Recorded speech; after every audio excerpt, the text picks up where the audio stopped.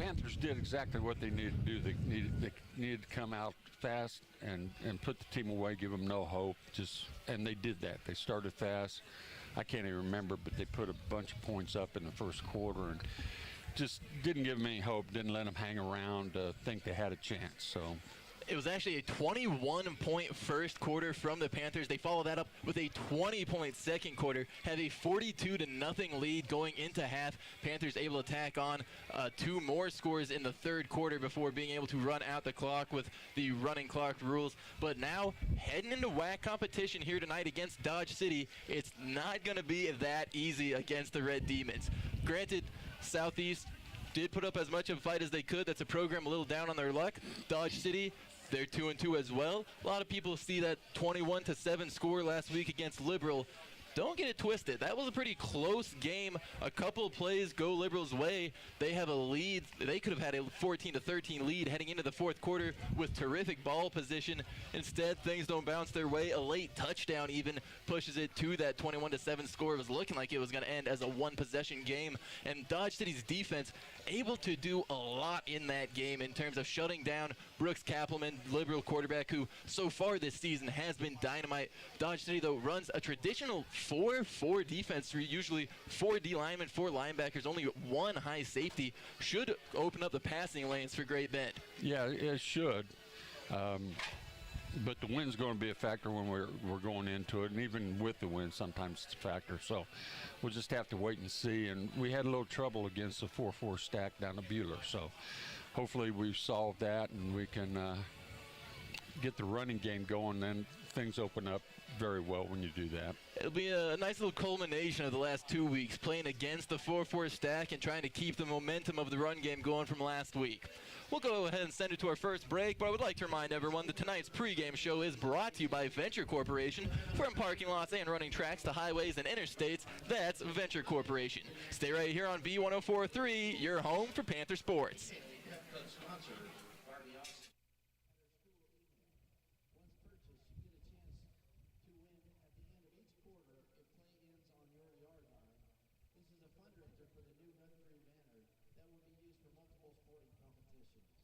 So listen at the completion of each quarter for the winner.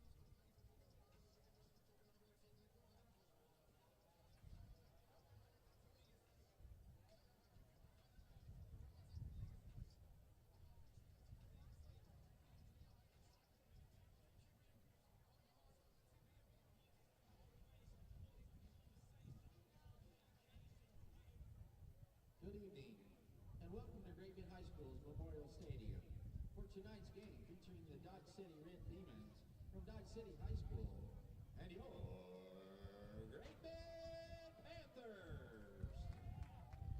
Great Bend High School Athletic Department would like to thank you for supporting the Panthers tonight through your attendance. We appreciate your encouragement and support of our players, coaches, and officials. For the safety of all fans, we expect all students and spectators to sit in the bleachers and watch the game.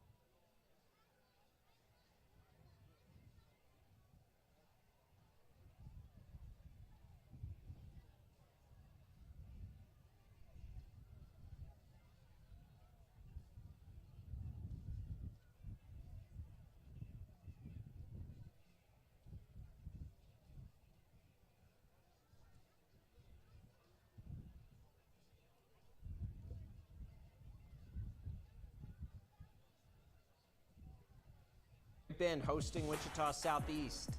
Homecoming in Great Bend tonight. The Cody Miller show began for the Panthers early. Senior gets all the touches on the first drive. This one, just sets up a little 2-yard run. We're 4 minutes in and they're up 7-0. Miller again, this time from 3 yards out, way back there. The Panthers pull ahead 14-0 late in the first. Someone else's turn. How about Daxton Minton to Jacob Hall, who takes it 31 yards to the house on that. A little yak. A little trickery on the next one. Daxton behind the line to Maddox Spray, and then Ian Creamer wide open. A little double pass there, 30 yards. Buffs fumble the punt in, and that means less than a minute. Lights are going up. Scares me every time. Miller again. 157 yards on the night for him, 4 touchdowns. I said in the night. That's in the first half. Panthers roll. They get the big win. Oh, this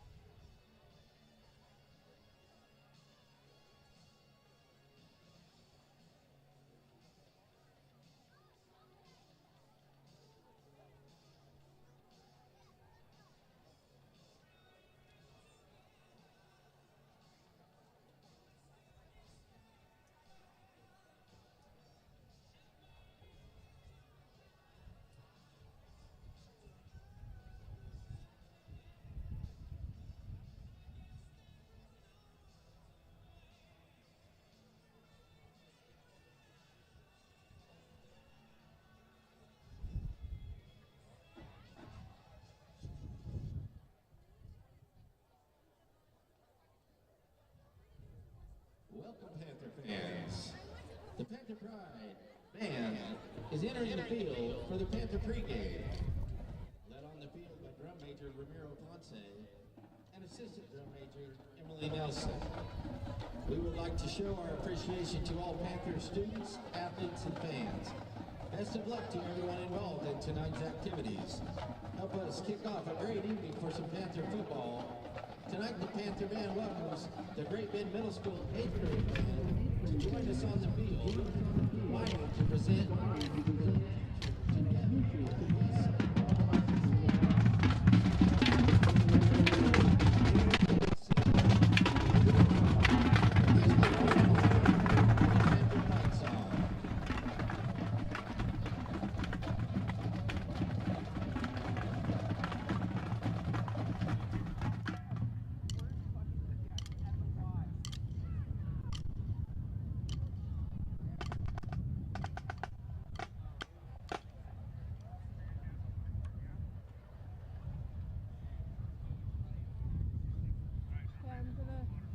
Scoot back. Something. I'm not very good at walking backwards.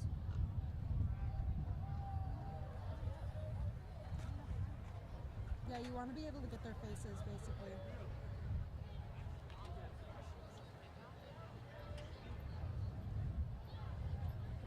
Okay.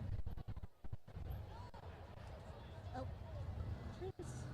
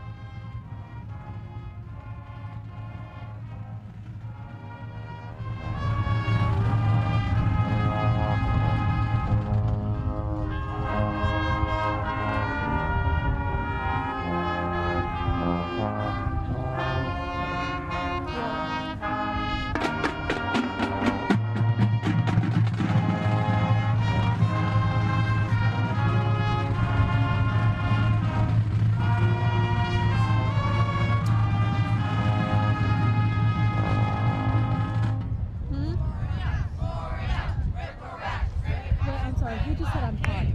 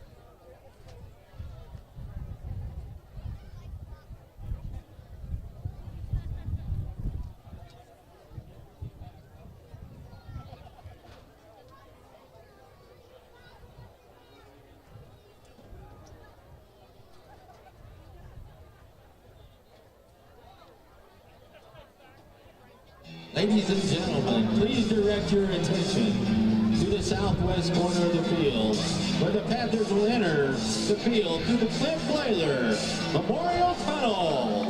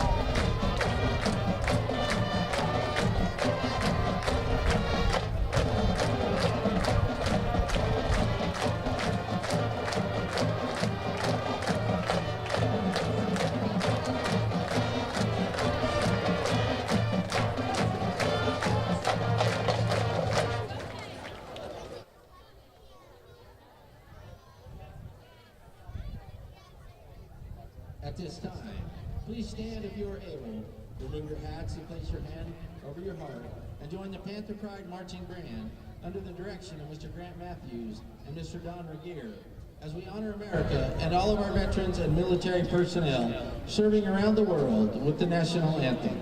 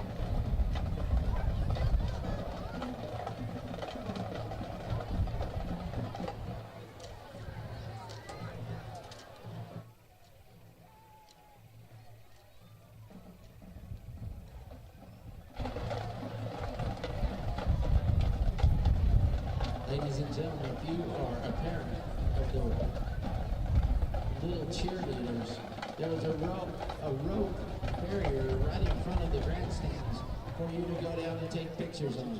Please do not stand in the main runway of the bleachers.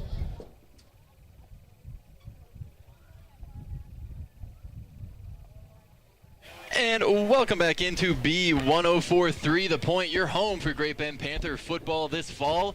We are just about 2 minutes away from kickoff on what is shaping up to be a beautiful Friday night. Still a little warm for late September. You wouldn't mind it being a little bit cooler, but the shade has, or the sun has set behind the grandstands. Looking like we're going to have a pretty shaded playing field as the captains step out. For the Panthers, it's Matthew Johnson, Cooper Lyles, Colton Brock, and Caden Hoffman. All proud to represent the Great Bend Panthers as captains tonight. Would like to use this opportunity to remind you that our Panther pregame show has been brought to you tonight by Venture Corporation. From parking lots and running tracks to highways and interstates, that's Venture Corporation. Now, Randy, we've got some quality WAC play coming up in this game. We heard from Coach Beck, keys to the game, going to be controlling the run, being able to run the football. What do you have apart from that you think is going to be able to set the Panthers aside tonight? It's going to be our defensive and offensive lines. The offensive line has to figure out how to block the stack. It's a little different because you don't see it as much anymore. So the angles and different things you got to work on are different. And defensive front has to live in Dodge City's backfield. If they want to run, we got to get the run stopped, make them pass. Looking at the stats, Dodge's quarterback isn't that effective when they have to pass. So to me, those are two biggest keys, the lines. Absolutely, and like you said, the Great Bend's offensive line trying to figure out this 4-4 stack. We saw it give them a little bit of struggles a couple weeks ago in Buhler. However, Great Bend does have a new offensive line out there. They're still rolling with the group they did last week. Carter Brown still nursing that ankle injury. So Tatum Harper has taken over that center job. Did a great job in the terms of getting some good push last week. Would like to see a little more consistency in snapping, but that is a tall order in your first week as a starter, trying to get all the snaps perfect. Yeah, snapping's not as easy as it looks, especially when you're in a shotgun, 99% of the time.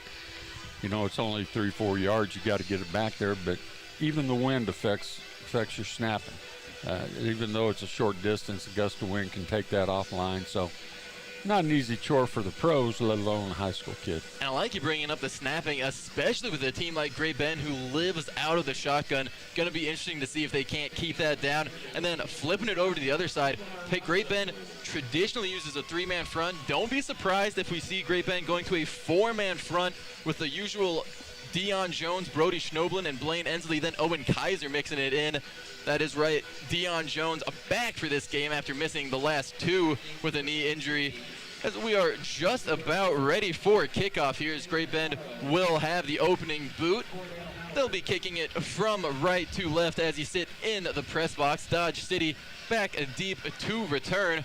I'd like to remind everyone that tonight's opening possession is brought to you by Barton Community College. Explore your future at Barton. So Great Bend ready to kick.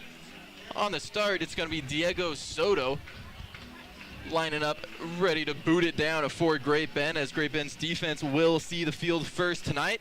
We'll see what they can't do against a Dodge City offense that struggled a little bit at times this year. Like you said, quarterback Alan Flores not had the most success as the boot is deep. It's going to be fielded by Tochi Okoro of Dodge City. He's got it on the right hash. He's got it at the 20, now to the 25 before he's hit hard by Trenton Kern. Ball came out. And I think the we got ball it. came out. Panthers are signaling that they have it. Going to have to see if they did. It'll be a huge swing, and it is for Great Bend. As they're signaling the Panthers have the ball. What a turn of events. I believe it was Trenton Kern running down, laying the wood, delivers a hard hit, forces a fumble before the first play from scrimmage. Yeah, he filled the lane extremely well. Just stood the kid up right in the hole. The only problem I see is we're having a discussion. Okay, they finally got it right. I think they were trying to decide whether he's down, but he never had an opportunity to get down. He got hit right in the chest, right on the ball, and out it came. And that's exactly what you want to do against Okoro for Dodge City. He's been a dangerous return man, averaging over 26 yards per return. Great Bend able to turn that good field position against Dodge City as the Panthers will take over starting at the Red Demon 27-yard line. Well, Ray, got a coach mad. He's already talking to White Hat. That's never a good sign. Not off the first play. Might be a long game if you're already getting on the White Hat this early. Yep. As we have just started. It's still 0-0 with just 5 seconds off in this ball game. Already a turnover here, though, as Great Bend has it on the Dodge City side of the field at the Red Demon 27-yard line. Great Bend comes out, 2 receivers to the left. Not necessarily the pistol we've seen, as more of a sidecar look here for Great Bend as we get a motioning Maddox spray across the formation, and it'll be blown dead, potentially looking like it's going to be a false start on Great Bend. Yeah, Whiteout just got a little jumpy on his start. And was that on the motioning Maddox No, spray? no, Okay, it was on the It was a whiteout. He just flinched a little bit, and you're right in front of an official. You can't hardly miss it, especially when you're on the Dodge side. Official ain't going to let it go because he ain't going. He's already heard from the head coach. Ain't going to hear from him before we run play. And now Great Bend going to be behind the chains as they will have a 1st and 15 now from the Dodge City 32-yard line. Great Bend comes out, 2 receivers to the right, 1 to the left. There'll be a handoff going left to Miller. Miller gets a lane up the middle. He's up, gonna have close to the Panther first as he rumbles. Will be real close to a first down. He's got it. He's got it by a yard. They do get it by a yard. So Great Bend gets behind on a pre-snap penalty before busting out a 16-yard gain. First one for Miller on the night. Sure, Great Bend would love to see him put up the same numbers he did last week. Yeah, and if our line's going to open holes like that all night, it'll be just like last week. And Great Bend comes out looking with the same formation. Colton Brock in the backfield with Cody Miller, 2 receivers to the right. That's Maddox Spray and Jacob Hall. Ian Premer, the lone one to the left. Great Bend likes to go to him in these close goal line isolated situations. However, Panthers will hand it off up the middle to Cody Miller here. Miller is met at the line, able to bounce off some contact and make it about a 2-yard gain. As he will now, or as the Panthers will now have a 2nd and 8. This moves them inside, or maybe right at the Dodge City 15-yard line. So Great Bend facing a 2nd and 8 inside the Red Demon red zone. And we ran a trap on that last one, and they didn't fall for it. Our pulling guard ran into a linebacker. As Great Bend comes out, 2 receivers to the right. Colton Brock in the backfield to that side. Great Bend going to hand it off to Miller on an outside zone play. Makes the man miss in the backfield before juking past a couple more to make his way to the 2nd level. Miller turned what could have been a no gain or maybe a run yarder and ends up getting about 4 yards out of it as he will move it down to the Dodge City 11-yard line. Great Bend so far mixed bag on the run, but like you said, missed a trap play before, but still had a couple of gashes here as Miller now up to 3 carries on the night. Early here in the drive as Great Bend, I'm sure, would love to keep him going. Yeah, 3rd and 5 ain't bad because if you want, you got 2 plays to make 5 yards. Should be able to do it. And now Great Bend out, 3 receivers to the left after Ian Premer motions. Is now Daxton Mint looking now. He gets it to Colton Brock at the 3-yard line. Brock muscling his way down to the 1, cannot quite get into the goal line. Was looking like he wanted that one. However, the Panthers will be happy as it converts the 3rd and 5 for Great Bend. Gets it down inside the 5-yard line of the Dodge City Red Demons as Colton Brock able to get the Panthers a fresh set of downs. Yeah, that was a great play. Our motion took a linebacker out and opened up a hole for Brock to set down in and get her down to the 2. As Great Bend comes out with a jumbo set, it's going to be a handoff of the middle to Miller. Miller is met in the backfield, trying to work his way up. May have been able to get back to the line, maybe extend past it just a bit. However, we'll bring up a 2nd and goal for Great Bend from just inside of the Dodge City 2-yard line. Great Bend has the ball on the left hash, moving from right to left as he sit in the score or in the press box. And with 9 minutes and 20 seconds left, Great Bend and Dodge City are tied here in the opening quarter. Great Bend marching on the Dodge City side of the field as they still have that jumbo package out. Going to be a bit of a counter look as Dolan Miller goes up the middle and gets the touchdown. Punched it across for the first score. Nice 2-yard gain as Miller now 6 touchdowns in the last 2 games, having an incredible 2-week burst. Yeah, that's just sticking it down their throat. There's nothing like a short field. Makes it a lot easier, but we ran plays. We had some minor setbacks throughout that drive, but when it counted, the offensive line fired off, got the 1.5 yards we needed into the end zone on a 7-play drive. And Great Bend, that teed off by a fumble caused by Trent Kern on the kickoff, as the kick from Diego Soto is up and good to make this a 7.7-0 lead for Great Bend, as they're able to take off about 2.5 minutes on that drive.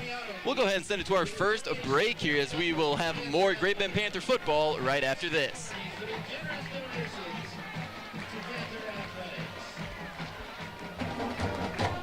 Six.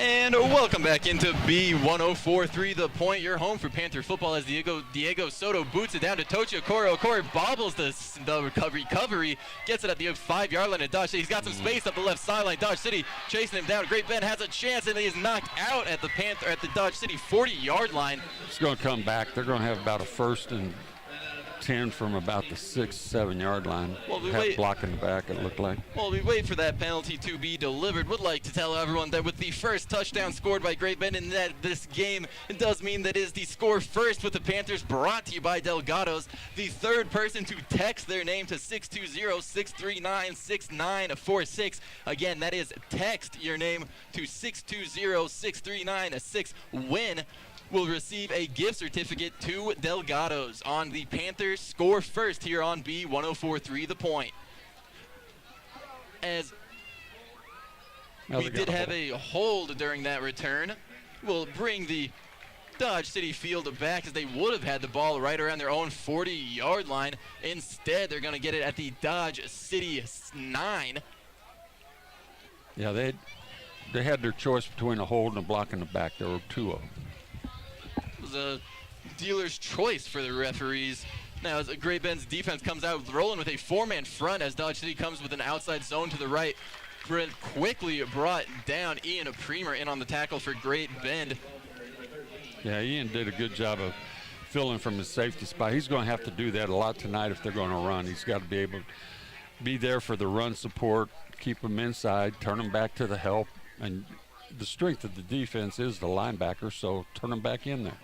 As the Dodge City offense will now come out with a 2nd and 6 to go from their own 11-yard line. The Panthers lead 7-0 with 8.5 minutes to go here in the opening quarter. The snap is back. Flores looking to the left, can't get it there. It is broken up. Maddox spray on the defensive play for Great Bend, locking down Tochi Okoro on that far side. We've seen Okoro have a little bit of juice when he gets the ball in the kickoffs.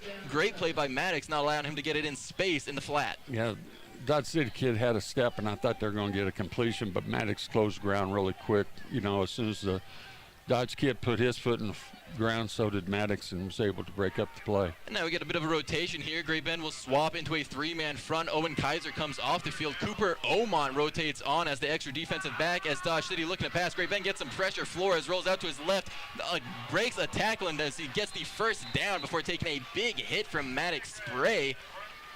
Avoided the tackle. I believe it was Trent Kern, just could not quite get him there. Almost had him wrapped up. Instead, the Dodge City quarterback scrambles for a 7-yard gain and enough for a Dodge City first down. We got lucky on that play that the pressure was there, because they had a guy running right down the rail, and he was wide open for 6 points. As Dodge City comes out, 2 backs to either side in. False start. And we get a false start against the Red Demons. Not a clean game for Coach O'Neill's squad. Not obviously what Dodge City wants. For Panther faithful, though, not looking too bad. No, it's always helpful to get them behind the chains. Now defense just has to keep them there. As is now a 1st and a 15 from the Dodge City 17-yard line. Dodge getting some substitutions out there. Great Bend back to their 4-man front, as they have Owen Kaiser out there with the usual Brody Schnobel, Blaine Ensley, and Deion Jones. There's a snap going left on the outside zone. It's Richardson. Corrections, Gonzalez there, as he could not find much going to the left side. Maybe good for 3 yards, so it'll be a 2nd and 12 now from the Dodge City 22. Yeah, I don't know why we wanted to change, but it's a good thing we didn't, because they went with Ryan. I know why they wanted to change. They thought they were in a passing situation, and that's why they wanted the extra back there, but it worked to our favor not to be able to get him on the field. So still rolling with that 4-man front. Dodge City rolling with traditional wing backs. They'll go into this wing T, old school, run it down your throat style. Now as they will try to pass out of it, unable to complete the pass is Flores to Tochi out on the right 30-yard line. Again, Maddox Spray there with the sticky coverage for Great Bend. He's been able to keep up with Okoro, a state placer at track last year, an explosive athlete. Maddox Spray so far blanketing him in coverage. Max is doing a good job. He's giving him a little bit of cushion to begin with, and then recognize the route, and then you can settle into playing him more man up. And plus, he knows he's got Ian on the top of him, giving him help. He's playing very aggressive, playing with some terrific closing speed, as Great Bend still leads 7-0 here with just under 7 minutes to go in our opening frame. Dodge City comes out motioning a wide receiver from left to right to set up twins on the right side. Flores motions out to his right, and Matthew Johnson has him wrapped up in the backfield for a sack on 3rd down. The Great Bend senior gets up. He's hyped up as he'll force a punt on 4th. Great job by Johnson, because, again, they brought, did you say it's Ochona? Brought him across the formation and created a mismatch on our secondary, and we didn't match up very well. So great that Johnson got in there and didn't give him time to find him. Like you said, Tochi Okoro on the motion coming across. Obviously a threat, but Great Bend stays in their blitz, gets pressure home, brings up a 4th and 14 as Dodge City will punt it away. Flores is back. Panthers dangerously close to blocking that one, as bobbled on the snap by Premer. Smart move to just dive on it there. Probably, if he would have tried to pick it up and run, probably would have gone popped by a streaking Dodge City gunner. Yeah, those in the wind, that is hard to field. I mean, that ball's moving around like a knuckleball up there, and you just got to make sure you're steady and secure with the ball. And in that situation, he did the right thing. He didn't try to pick it up and run. He just fell on it.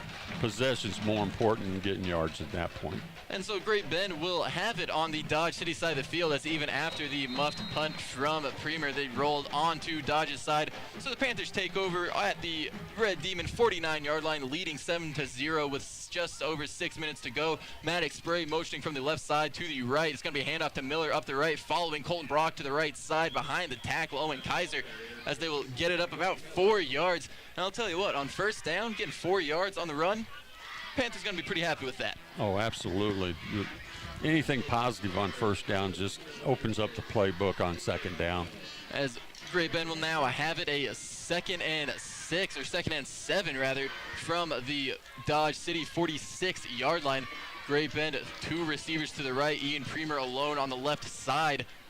Now as the snap is back, it's going to be a play-action pass. Minton looking to his right, getting pressure, now rolling out to that right side. Gets it over into the flat. I believe that's to Jacob Hall, who takes a hit before going down. Hall with a good bit of toughness, able to get the 7 yards that Great Bend needed, or right at, as they will pick up a 1st down. Hall, first reception goes for 7 yards, and it's enough to move the chains for Great Bend. It's a great job by Mr. Hall to set down in the zone. He got in his spot. Dax was a little late finding him. He had nobody around him, could have gained more yards, but great job of hanging on when you're getting walloped by 3 different people. As now Great Bend comes out with the pro look. Colton Brock split out wide into the slot on the right side, and the play will be blown dead. Looking for the call here, as the White Cap wants to come up and talk about. We'll Use this opportunity to remind you that Panther football is brought to you in part by the University of Kansas Health System Great Bend campus, the Field House, and by Keller Real Estate and Insurance Company. I think all we had there was a player equipment problem, so he was sent out, and now we'll wind the clock and go again. As Blaine Ensley checks into the game for Great Bend, I believe we'll see him moving on the offensive line as he is that plug and play for Great Bend across the trenches up front. So Great Bend comes out back with that pro look. Still a 1st and 10.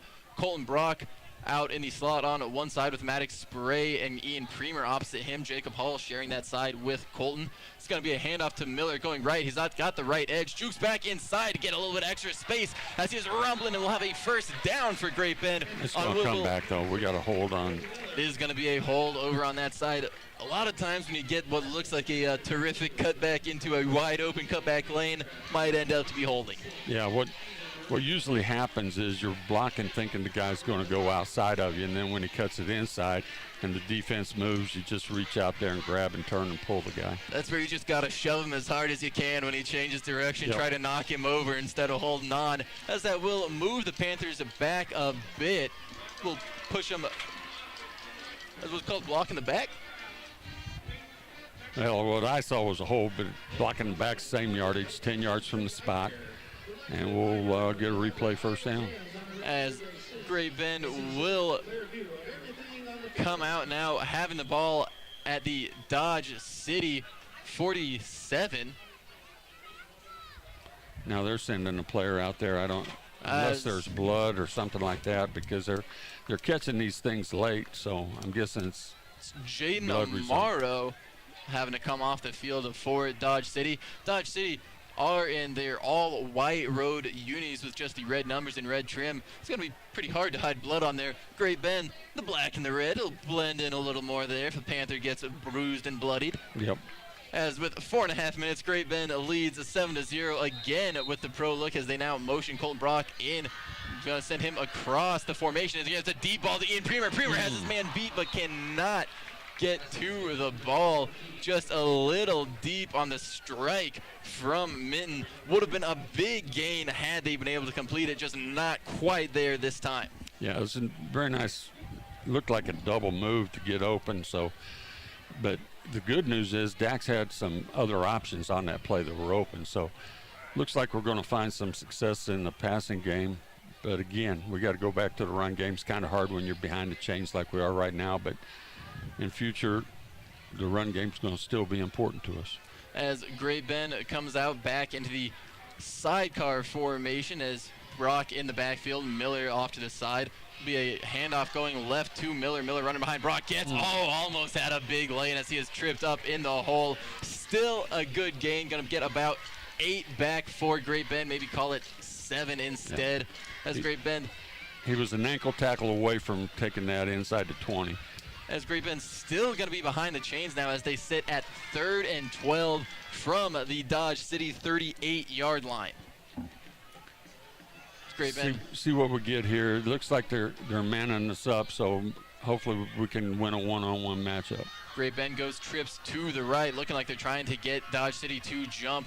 Minton and the skilled players look over to the sideline. Minton now steps up, communicates the play to the offensive line. Miller flips from right to left of Minton. Minton drops back, looking right, looking left. Now pressure coming from the right side. He scrambles to his right, motioning man downfield, throws it, does pump fakes it before throwing it, and cannot get it to Maddox Spray. Correction, that's Jacob Hall working his way back to the flat. Minton sensing pressure there, able to avoid it. It's Great Bend, a little bit of pressure leaking through that right side early on a couple of these pass sets. Yeah, they've got to shore up the pass, offensive pass blocking, but you know, Dax did a good job of buying some extra time. Nobody could just get unhinged from a man. So he did the next best thing, tried to get some yardage. So this 4th down, we could have made a decision. We'll see what the decision is here now.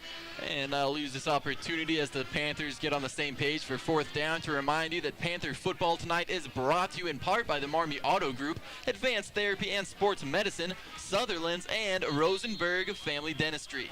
As Great Bend will take a timeout. We'll go ahead and take one with them. Stick around. I don't think it wasn't a timeout. It was a delay of game. As they take the delay of game. Now he takes time out. Maybe they'll wipe the delay off. I thought I saw Coach Beck motioning for a timeout, trying to figure out if they get it. We're going to go ahead and take to a break. We'll have the thrilling conclusion on the timeout update right after this on B1043 The Point.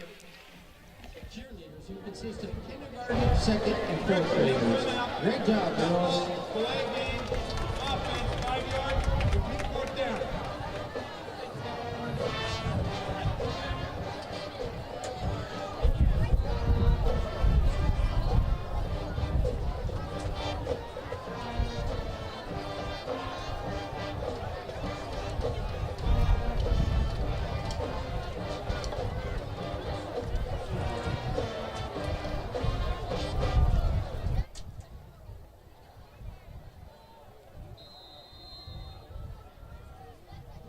Delay of game, so Great Bend will be knocked back an extra 5 yards on this punt attempt. Might give Trenton Kern a little bit more space, trying to pin Dodge City deep.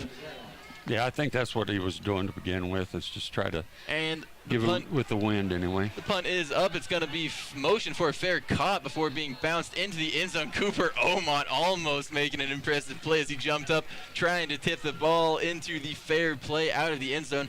Not quite able to get it there, but still an athletic display from the freshman. Yeah, it was a great attempt by Great Bend, and we almost did perfection.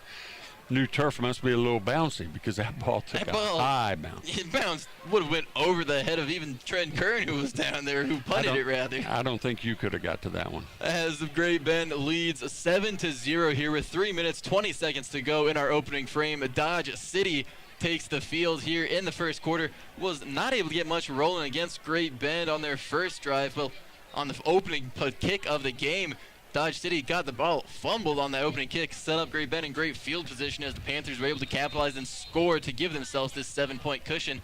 As now Dodge City comes out, two receivers now to the left after motioning one from right to left in the slot. Now Flores takes off to the left side, gonna make a man miss and get into the Panthers secondary as he'll get about a 7-yard gain there on first down for the Red Demons.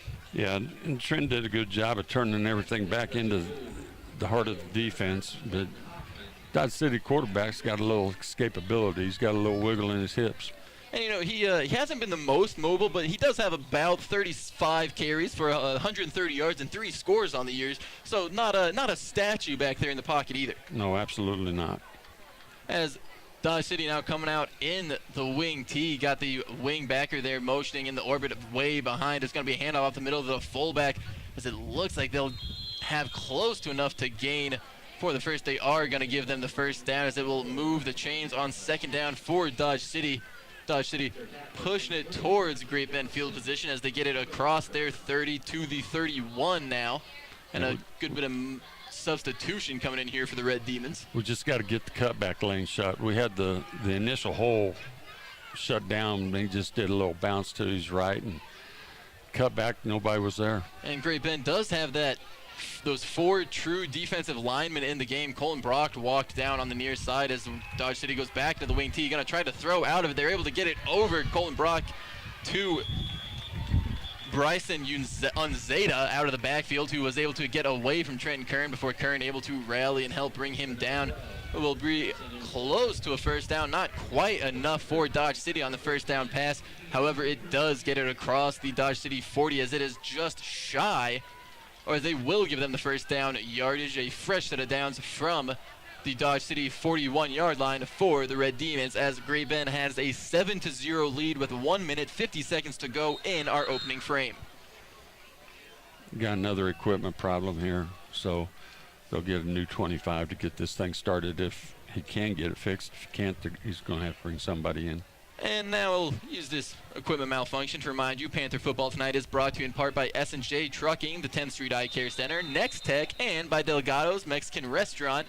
As Dodge City, the wing T working here, running out of it, thrown out of it even a little bit, as it will be a play-action pass. Flores looking deep to the left, finds a man before he's lit up over the middle by Ian Premer. However, Gabriel Aguilera able to hold on to the ball for Dodge City, get a big gain over the middle, move it onto the Panther side of the field inside the Great Bend 40-yard line, as Dodge City will have a first down at the Panther 39. Yeah, just a little skinny post. He got a step, and his ball was put right where it needed to be. Ian playing a little deeper, and plus he's shading to their number 1 receiver side, so he's a little late getting over. And Ian delivered a nice hit there. It was just an impressive snag from Aguilera, able to hold on to that. Aguilera coming out of the backfield as now Flores takes the snap. It's a high ball as the snap was to Aguilera, able to recover behind him, but Panthers are able to rally and bring him down for a loss on first down. So it'll move Dodge City behind the chains for the second down attempt now as the clock dips just below a minute here with Great Bend still having a 7-0 lead in the first quarter. It's got to be a scary thought or look when you turn around after picking it up and all you see is 5 or 6 black shirts. No kidding. It's time to maybe get down. It was a sea of black, and credit to Aguilera as he tried to get up there and still get a gain. However, it does set up Dodge City with a 2nd and 13 from the Great Bend 42-yard line. Motions Aguilera behind him is going to be a handoff up the middle, or as a play action pass off the run fake, incomplete to the left side. As Flores trying to get out here, take advantage of Great Bend using the 4-man front, however, unable to get it that time. Yeah, he's doing a good job of it looks like it's almost an RPO because he's holding on to the ball a little extra longer, reading the defensive end, and then pull it out and make the throw. As Dodge City has a third and 12 from their own 42-yard line. Yeah, this big play here, it'd be interesting to see what they do if they go for it on 4th down or not. Kind of depends on how many yards. So Dodge City comes out, a receiver to either side. Flores drops back to pass, looking deep on down the right side, incomplete. Looked like for a second Omont might be able to get out of the top. Instead, the ball goes out of bounds on that right side, and it'll bring up a 4th and long for Dodge City on a drive that Panther defense had to stand strong and show a little bit of toughness there to stop them on the drive. Yeah, if we can turn them into a one-dimensional team, our pass defense on that was just perfect because we had everybody covered, and he made sure the boundary was an extra defender, kept pushing him that way. Basically, the quarterback threw that one away because there was nobody open. As Dodge City will come out ready to punt. Great Bend too deep to return it. That's Cooper Omont and Ian Premer, the 2 safeties for Great Bend. As with just under 30 seconds, Great Bend holds a 7-0 lead here in the first quarter. The snap is back. Great Bend gonna have a chance to play, and Trent Kern gets after it. It's scooped up by Cooper Lyles. Lyles running down the field. He's at the 35, the 30, the 25, the 20, the 15, the 10, the 5, and he gets in. However, there is a flag on the play. So for the moment, a Panthers score. However, hold your breath, Panther faithful, as we have a flag at the Great Bend 49-yard line. I think this one's coming back. It does look like it, judging by the reaction from some of the Panthers. Unfortunate, however, still an electric play from Great Bend. Yeah, I didn't see what happened, but I think we might have had a blindside block because somebody came and lit a kid up right about the 50-yard line, and with the blindside block rule now in effect, it's a safety rule. That could have been it, or could have just been a normal block in the back. We'll see. But it had to be after change possession. And that's what I was going to say. Regardless, it should be enforced after Great Bend had the ball.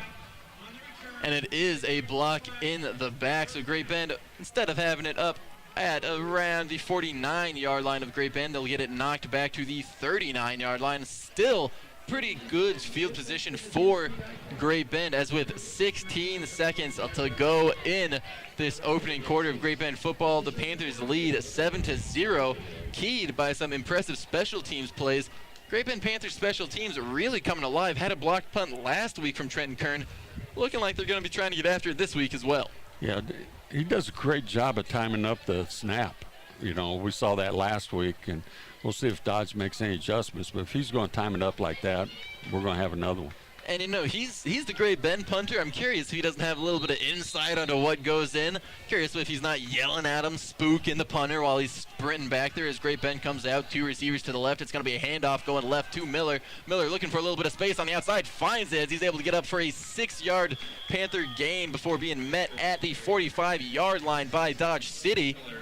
Does a great job of keeping your head up and just not hitting a hole.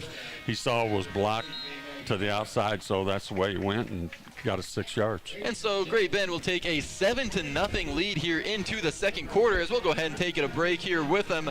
Stick around on B104.3 The Point, your home for Great Bend Panther football this fall.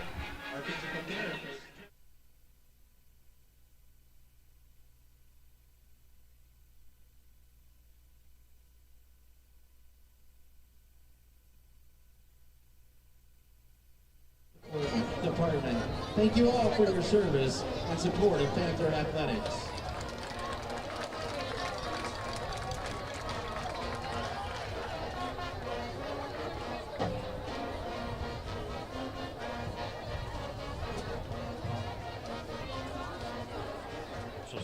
Don't have to move very far with chains. And into B104.3 The Point, your home for Great Bend Panther football this fall. As moving into the second quarter, we have a 7-0 Great Bend lead over Dodge City here tonight. Great Bend getting the ball right at their 45-yard line, so not a long transition. I'm sure the officials appreciate the short change. Absolutely. The only thing better is if it's at the 50. There you go, no walking at all, just a little riverside action as Great Bend comes out. 2nd and 4 on their left hash, as now Great Bend moving from left to right as he sit in the press box. 2 receivers to the left, that's Maddox Spray motioning inside to the slot. That Daxton Minton rolling to his right, looking downfield, fires it into double coverage. That's picked off by Tochi Okoro. He's down the left sideline. He's going to be wrapped up. Colton Brock able to chase him down, but not before the Dodge City High senior is able to get it to the Great Bend 40-yard line. Tough look for Daxton. Looks like he was trying to go downfield. May not have seen Tochi Okoro deep in coverage. No, Tochi was on. He was on another receiver that was over here in this area, and he just fell off of him for an easy pick. I know Daxton didn't see him. That play took a long time. Our receiver came clear across the field, and that time it's probably just better to throw that thing out of bounds and play again. And a lot of times when Great Bend gets there, that rolling pocket, that bootleg action, they like to use drag routes, moving receivers from one side of the field all the way across. The only thing, it does take a long time to develop, like you said. Let's defensive backs kind of read the quarterback, as now Dodge City comes out, wing T pitch, going up the middle to Aguilera. Aguilera cuts up at the middle of the field before being met by a group of Panthers. He'll get about a 2-yard gain, as Dodge City running some interesting run concepts here. Yeah, they were just trying to get their guy out to the edge, and Trenton did a great job. He didn't follow the motion. He just stayed, turned the play back in. Great job by him. As now Dodge City has a 2nd and 9 working from their own I guess it was Cale, not Trenton. It was Cale Kern. Hard to keep track of those Kern boys when they're flying around the field. As now Dodge City going to go play action pass. Flores looking deep to his right. Throws the ball, is able to find his tight end. That's Easton Smith. Finds him good enough for a first down just past the chains. And that's identical play to what we just got intercepted. It took a long time. They rolled him out. The tight end came from our side of the field, clear across, and he was wide open in the middle of our zone. The interesting thing is it looks like when they start their bootleg, they kind of have Flores take a step up, maybe make the linebackers think he's going to take it and run before adjusting his course off into the flat to more of a traditional bootleg. We'll see a quarterback keeper. We're going to have a false start. I believe that's going to go on the halfback, Ryan Gonzalez, that time, as he had a little jump in the backfield. Yeah, that play was destined to fail. Their kid there was supposed to be a wing, didn't know if he was a wing or a slot. He was moving, never got reset. So it was disaster from the beginning. So with Great Bend leads 7-0 with just under 11 minutes to go here in the first half. Dodge City has the ball, 1st and 15 from their own 30, or from the Great Bend 36-yard line, as they've moved it on to Great Bend's side of the field. Dodge City comes out, 2 receivers to the right, 1 to the left. Looking to the left is Flores. He's trying to get it out. He's able to get it there as he gets to Jaden Amaro. Amaro breaks the tackle before being pushed out of bounds on the sideline. Shoved out by Cooper Lyles. Lyles flying in from that outside linebacker spot, showing some good closing speed as he was able to keep them from getting a bigger gain on what could have been a little bit of a gain, a chunk play for Dodge City. Yeah, and then when we have our 4 down linemen in, it looks like we're playing a lot of zone behind them. So that was just a zone. Kid did a great job of finding the soft spot in the zone. As the Panthers rotate in an extra defensive lineman, that's Owen Kaiser. Cooper Omont steps off. The Panthers expecting run as Dodge City gets into the wing tee. It's Aguilera with the keeper back there in the Wildcats. He runs to the left. He's going to be pushing it for the Dodge City first down. Do not believe he had, or does look like they're going to give him the yard to gain, as Dodge City will get a fresh set of downs and move it to the Great Bend red zone as they're knocking on the door of the 20-yard line of the Panthers. And there was no motion. There was nothing. That's just straight ahead, hard-nosed wing tee football. And I'm curious if the Panthers weren't expecting a little bit of motion. Now Dodge City coming back that same look as they go 7 men on the line of scrimmage. Going to be another Wildcat keeper. This time Aguilera met in the backfield by Trenton Kern. Kern able to get initial contact before Cooper Lyles flies in to help clean up the tackle. So Dodge City, 2 quick runs out of the Wildcat trying to go left.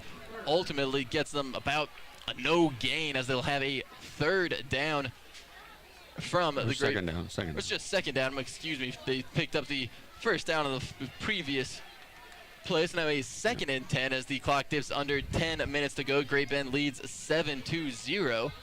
Yeah, and right now it's a chess match, knowing which personnel defensively they have. It looks like we made the right call here. As Dodge City comes out and trips to the right. Flores moving to the right, man, able to make a man miss in the backfield before being brought down by a group of Panthers. Does advance the ball ahead of the line of scrimmage. Doesn't look like Flores ever really tried to tuck it and run there. He had his eyes downfield, ended up avoiding contact until he was ahead of the line of scrimmage. Like I say, he's got some wiggle. You're going to have to, as you get him lined up, you're going to have to break down and make a solid tackle. I don't know who it was, but they whiffed and came up with nothing but air. That was a group of Panthers, just a mass of bodies on that one. Don't know if we can exactly tie it down to one guy as Dodge City comes out. A bunch of bodies, that wing tee here as they are inside the 20-yard line of Great Bend. Going to drop back, play action pass again, crossing routes over the middle. Ball is tipped, unable to be picked off by the Panthers. Matthew Johnson get a hand on it as he sent it skyward. None of the Panther defenders quite able to come up with that one. However, will bring up a 4th and 7 from the Great Bend 17-yard line as Dodge City gonna go for it, I imagine. I would think so, but it's time for the defense is bowed up. Once they got inside the 20, they've really hunkered down and they're playing really, really well. So let's see what happens on this play. Big play coming early. Now as Dodge City comes out the wing tee rather than the spread, as they'll motion a wing back to the left. They're going to throw a quick screen out there as Aguilera has space ahead of him. It's going to be a foot race. Premer trying to get the cutoff angle, unable to get it as Aguilera that's Unzeta. Let's hold on. We got a flag on. There is a flag at the 15-yard line. It's going to be in the area of holding. Well, I think they ran a pick play on whoever our guy was that was covering him. Looked like a pick. Usually don't see a call, but the guy put his hands out. A lot of times it's... Nope, got him blocking the back. A lot of block in the back so far in this one. This crew on top of that as that will move Dodge City back and negate what would have been a touchdown on 4th down. It was a great play design. Had us completely fooled, and there was nobody over here close to make a play. They use that same wingback motion from one side of the field to the other. We've seen it all night. Usually it's been seen as a fake or a quick handoff. That time Dodge City throws it to him off the motion as we'll get a timeout. We'll go ahead and take a timeout with them as Great Bend has a 7-0 lead here with 8 minutes and 40 seconds to go in the first half. Stick around here on B104.3 The Point, your home for Panther football.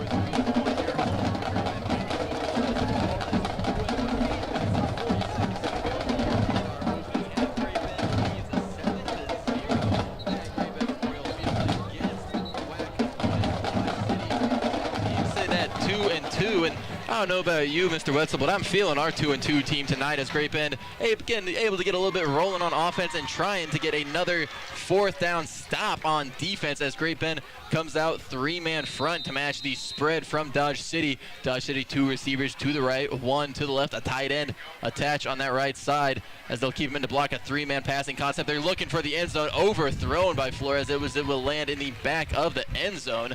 And so we'll get a turnover on downs as Great Bend will take over. Not bad field possession as they'll get it around their 25-yard line.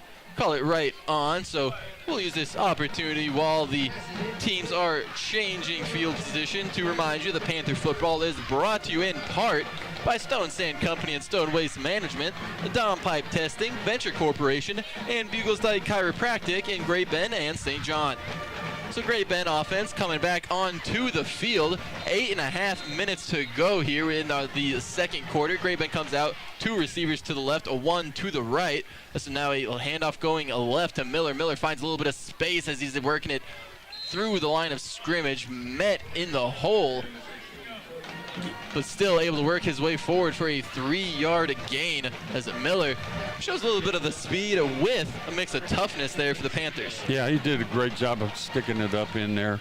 If he would have had, Dodge did a great job of pursuit, which got rid of his cutback lane, so he had to do the best he can, get as many yards as you can, and he did just that. And Dodge is doing a great job taking away these cutbacks on Great Bend zone plays. A lot of times, obviously on zone, you're trying to hit it the way you're going, always looking for that cutback, and if you're able to take that away, you should take away some explosive plays. As Great Bend, 2 receivers to the left, motioning Maddox Spray from left to right slot. There'll be a handoff. Miller gets it up the middle as he will push forward for about 4 yards. So on 3 yards on first down, 4 yards on the second, he'll bring up a 3rd and 7 as Miller actually able to fight forward even a little farther. Yeah, he did a good job of skipping over a guy in the hole and then just put his head down. Line's getting a good push. They're reestablishing the line of scrimmage about 2 yards down the field, maybe even 3.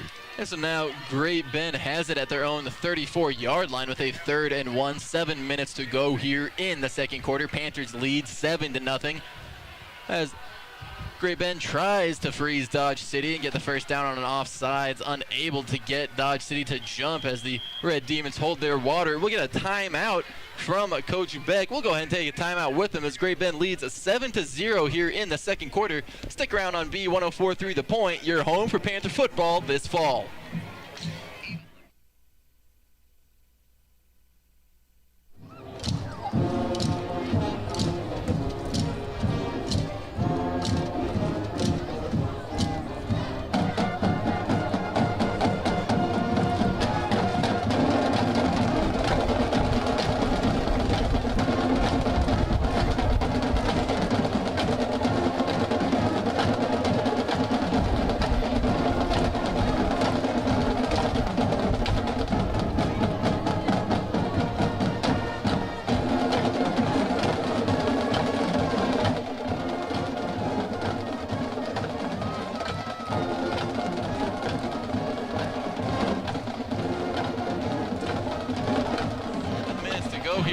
Second quarter. Great Bend on offense. They have a 3rd and 1 from their own 34-yard line. Great Bend comes out out of the timeout. 2 wide receivers to their right. Colton Brock lined up in the backfield. Cody Miller back there with him as well. As they motion Brock from left to right, going to go up the middle with Miller on 3rd and 1, and Miller meets contact with contact, but it's going to be close on if he has it. It's going to be a first down. We start right on the 25, and we're past 35, so it's first down. And there we have it. It will be enough to move the chains. The sharp eagle eye of Randy Wetzel quickly able to tell the first down off the spot as Great Bend now has it at their own 36-yard line. 1st and 10, just dipping under 7 minutes to go here in the first half. 2 receivers to the right, 2 to the left as Colton Brock splits into the slot. It's going to be a quarterback keeper for Daxton Minton off the read option as he's pushing his way forward. A little bit of power from the sophomore quarterback. Nice run. He pushes away for a 9-yard gain. That'll bring up a 2nd and 1 from the Great Bend 45-yard line. That's kind of the play I was looking for on 3rd down. You know, something like that, get them going one way and cut back the other way. But that one works too. 9 yards is a good deal. Especially 2nd and 1. Love to see Great Bend take a shot here, especially with some of the athletes they have at wide receiver. See if Daxton can't dial one up deep. Great Bend goes 2 receivers to the left, leaving Ian Premer isolated on this near side as Great Bend moves left to right as you sit in the press box. Snap is back. It's going to be a handoff to Miller going to the outside zone on that left side. Miller met around the line of scrimmage, however, able to shove his way good for a 1st down as he moves it closer and closer to Dodge City territory as the Panthers are knocking on the 50-yard line. They'll have it at their own 49 with a fresh set of downs for Great Bend. And Coach Beck right there is just, you know, why change it if it's working? Run some clock. It's on our side. We get the ball to begin the second half with the kickoff, so just run it right down their throats. Especially with Great Bend offensive line, getting into a little bit of a rhythm here, being able to run on this drive. Want to keep them there, keep trying to get the run game rolling. As we dip under 5.5 minutes, Great Bend still leads 7-0. The snap's back to Min. Min looking left. They get a screen set up on that side to Spray. Spray quickly met around the line of scrimmage. May have been able to gain a yard off of that one. Dodge City read that. None of their defensive linemen rushed. We had a couple guys pushing the pocket, but most of their defense dropped back into that screen area and shut that play down right away. As that screen was actually to Ian Premer. Expected the quick screen to go out to Maddox there. Instead, they throw it to Ian. Ian got 2 yards, so it brings up a 2nd and 8 for Great Bend. As Great Bend comes out, trips to the right. Ian Premer, the isolated receiver on the left side. They motion Jacob Hall out onto the edge. Daxton in looking quick that way, but it's to Colton Brock on a short, precise 9-yard strike. That time looks like Dodge City got caught up in the motion from Jacob Hall, left Colton Brock open in the middle there. Brock able to find the open zone. The sure hands pick up a nice 7-yard gain or 8-yard gain for Great Bend. If Dax gets rid of the ball quick, Colton's been open on that route all night long. You know, if he gets a little pressure and can't get it that quick, we're going to struggle. But that was a great job just sticking his foot in and delivering the ball right to where it needed to be. And Colton had a huge game against Dodge City last year. 7 receptions at 75 yards, 2 touchdowns. Looking for the senior to be able to replicate some of that success tonight as we dip under 4 minutes to go in the first half. It's a handoff outside going to Miller. Miller finds the edge before he is pushed out of bounds. Should have enough for the Great Bend 1st down as he goes out of bounds right around the Dodge City 40-yard line, looking like he'll go out right on the yard, and that will be enough for a Great Bend Panther 1st down. Yeah, that's just a great run to make the 1st down. Get the 1st down, and let's get a new set of plays and stick it down their throats some more. And as we get ready for a new set of Panther downs, I'd like to remind everyone that Panther Sports is brought to you in part by Equity Bank. More than 40 locations throughout Kansas, including Great Bend, Larned, Maxwell, and St. John. It's equitybank.com. As Great Bend comes out, 2 wide receivers to the left, 1 to the right, motioning Cody Miller out wide on the left side, looking like they're running the option, and Mitten throws it out to Miller.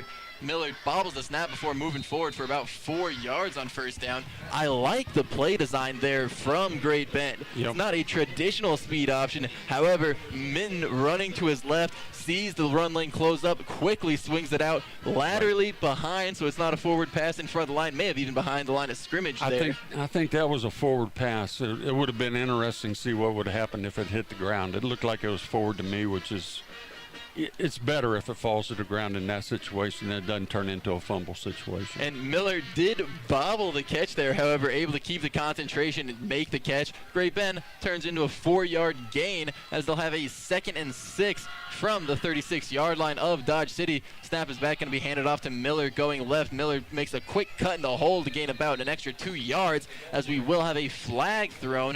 Going to be on the line of scrimmage.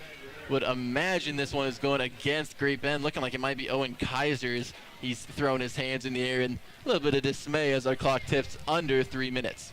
Yeah, I didn't see what the preliminary signal was, but it's not good. I think it's a 10-yard variety, maybe a hold. As we await the call from our white cap, Great Bend does get called for the holding. So that will bring up a 2nd and 16 now for Great Bend from the 46-yard line of Dodge City. Yeah, and that's where the new rule is so good. That in the past, I would have gone back to the previous spot. We would have had 2nd and 20, which is harder. 2nd and 16 isn't great, but it's not impossible. But not like you said, you got something for 2nd and long here. So now a 2nd and 16 for Great Bend. 2 receivers to the right as they motion Maddox Spray from right slot out wide. It's going to be a handoff going right to Miller. Miller cuts it up on the middle of the field, gets about 6 yards. This Great Bend will be looking at close to a 3rd and 10 from the Dodge City 40-yard line on 4th down. It's On going to be third. 3rd down, correction. And it'll be interesting. Where our defense is playing, you know, this might be 4-down territory. Pick up positive yards, and then you got to maybe go for it. We'll see. Depends on what happens right here on this play. So Great Bend going to have it at the 40-yard line of Dodge City. As now Great Bend moves out, trips to the right with Colton Brock, Ian Premer isolated on this right side. Motions. Correction, that's Hall isolated on this right side. Premer motioning on the left side. Minton getting pressured from the right, rolls out around to that side, throws it deep, looking for Colton Brock. Not quite able to find Brock as it was closely contested. Yeah, it's a good look on Dax's part. Maybe could have run to get 5 yards, 6 yards, and then you got an easier 4th down conversion. But he had Colton down there, just came up a little short. So now the Panthers have a 4th and 10, just 1 minute and 48 seconds to go in this first half. Great Bend still ball on the 40-yard line, just a little off of the center mark, off to the right side. It's Great Bend looking to the sideline, waiting for the play. Dodge City now ready to match up with the Panthers, looking like Great Bend comes out, trips to the right. It's going to be a snap, pocket rolling to the right. Pressure from Dodge City. Minton needs to get rid of it as he throws it up, and Premer makes a spectacular catch in traffic. He works his way down to the 10-yard line. Looks like it was going to be a floater from Daxton Min into a sea of Dodge City defenders. Instead, Ian Premer comes out of nowhere, soars into the air, and is able to catch it between 3 Red Demons. And then not only the catch, able to run after that, caught the Dodge City defense sleeping, get the Panthers down into a 1st and goal situation. Maybe not 1st and goal, as they'll have just about a yard to work with. Going to be 1st and 10 from the Dodge City 11-yard line. Dax did a great job of buying time, and there's nothing wrong with floating that up. If it's intercepted, big deal. It's 4th down. It's you don't 4th have down. anything to lose. And Ian making a beautiful play there, as now Panthers will hand it off to Miller going up the middle. Miller quickly met as Great Bend will get a yard, maybe 2. This is working on about an 8-minute drive right now. We've already run 12 or 13 plays. We're just churning clock off here. Sure, Coach Beck doesn't mind to see that from a run game. The only thing you want is to make sure you don't squander it. You got this many plays. You got to punch this thing in the end zone. At worst, get a chance at a field goal maybe. And so with the clock ticking towards a minute, Great Bend comes out 2nd and 8. Gonna hand it off to the left in the jumbo formation. Miller able to push his way forward, fighting towards the Great Bend. Timeout, Great Bend. As we will get a timeout from Great Bend. Great Bend gonna have the ball inside their 10-yard line, looking like right around the 6, knocking on the 5. We will go ahead and take a break. Go ahead and stay on here with us on B1043 The Point, as we'll have more Panther football right after this.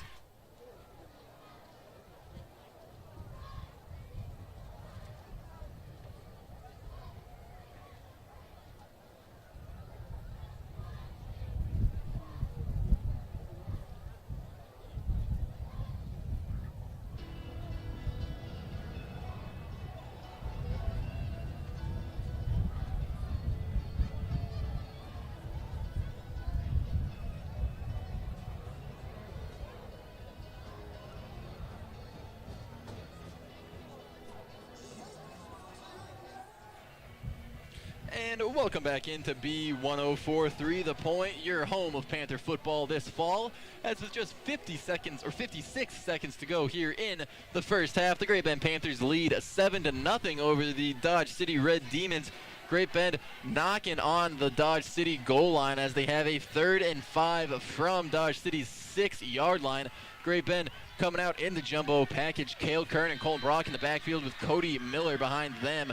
2 receivers split out wide as they'll hand it up the middle. It's a fake. Miller looking to the end zone and finds Cale Kern. Kern scored on a similar play earlier this year on a 2-point conversion against McPherson. This time the Panthers busted out to get a touchdown as Great Bend will take a 13-0 lead pending the extra point from Diego Soto. Great Bend able to get a nice bit of momentum as they will receive the second half kickoff, looking like the Panthers may be in a terrific position here in this game. Yeah, they are. That was a great play design. We rolled the pocket this way and had everybody coming this way, and Colton just snuck his way back along the back edge of the end zone, wide open.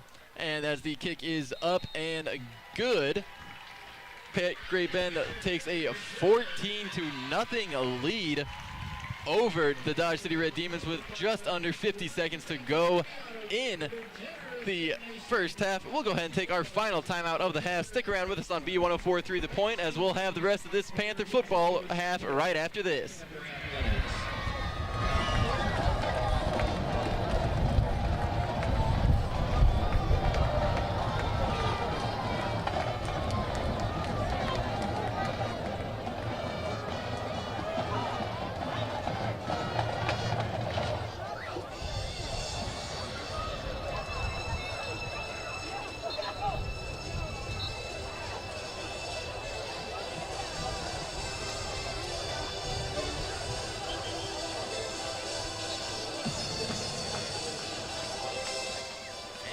Welcome back into B1043 The Point, your home for Great Bend Panther football this fall, as Great Bend has taken a 14-0 lead over Dodge City here with just under 50 seconds to go in the first half.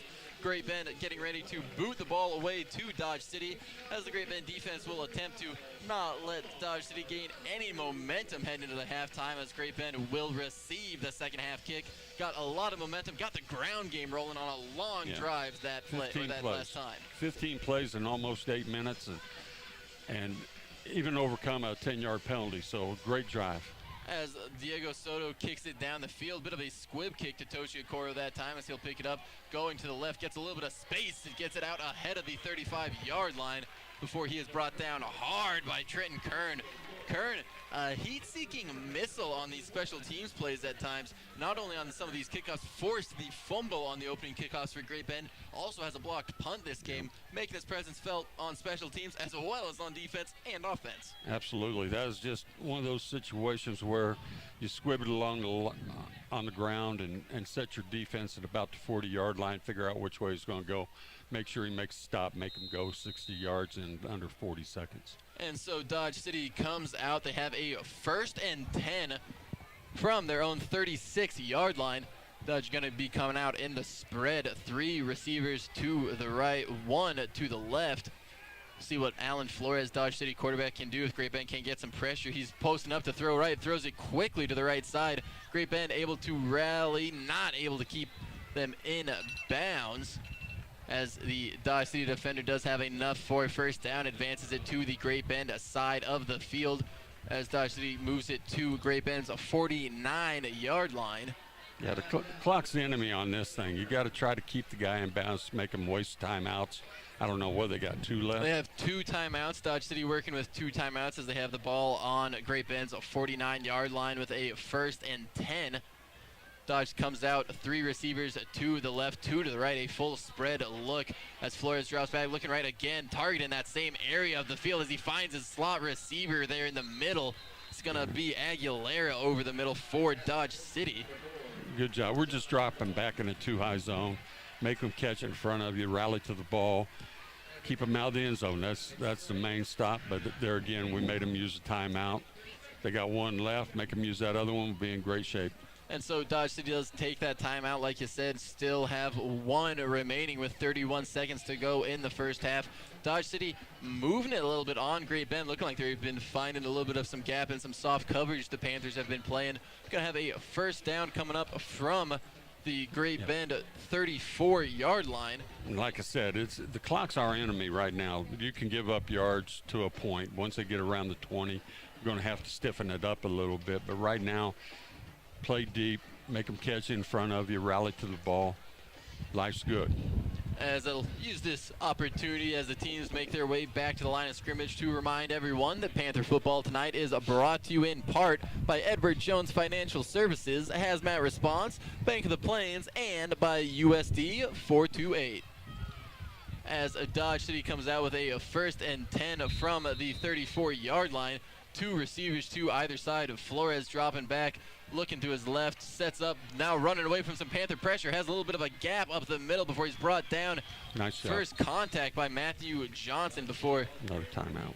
we get another timeout as Flores forced to scramble. Great Bend makes Dodge City take their final timeout. So with 22 seconds left, Dodge City going to have a 2nd and 3rd from the Great Bend 27-yard line as the Panthers will try to look to stop them. If they can get one more tackle in bounds, should really help their efforts in. Yeah, we're only rushing 3 and dropping 8, so it's cover up all the passing lanes. Again, rally to the ball, and that's exactly what we did there. Once he was flush from the pocket, everybody rallied very well to the ball. As Great Bend is still holding that 14-0 lead here in the final moments of the first half. Dominant performance so far from Panther special teams as they've been able to set up 2 Panther scores. Great Bend going to hope to rely on that and get the same offensive production, especially in the run game, as they've had some consistency here in the second quarter. Dodge City comes out 3 wide receivers to the right, 1 to the left. Alan Flores gets the snap, looking to the right, sets up to throw, quickly throws it. It's at the feet of his receiver, Jaden Amaro. Yeah, that's just trying to roll out, get it to the boundary where they can conserve some more time. Just can't, kind of short-armed it out there. And so we'll bring up a 3rd down. However, the clock not rolling as it dips down to 17 seconds and stops on the incompletion. So Dodge City has a 3rd and 3 now from Great Bend's 27-yard line. Yeah, it'll be interesting. I think we still play the same defense until it gets inside the 20. Then inside the 20, you get that extra man of the back line as a defender. So it all works out. Defense is a hard 5-man umbrella shell over the top as Dodge City will throw a screen underneath it. Going to be tackled, brought down quickly. Dodge City going to hop up, try to clock it. They got 10 seconds, 9 now as the clock will stop for the chains to adjust. So Dodge City will have some time to get up to the line, get set, and get a spike with 10 seconds to go. Dodge City now gets the ball, gets it snapped and spiked.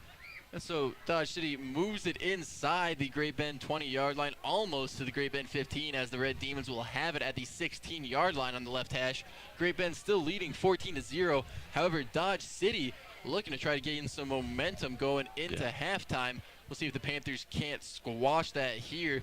And as Great Bend will receive the second half kick, look to optimize on their incredible position so far, up 2 scores over WAC opponents.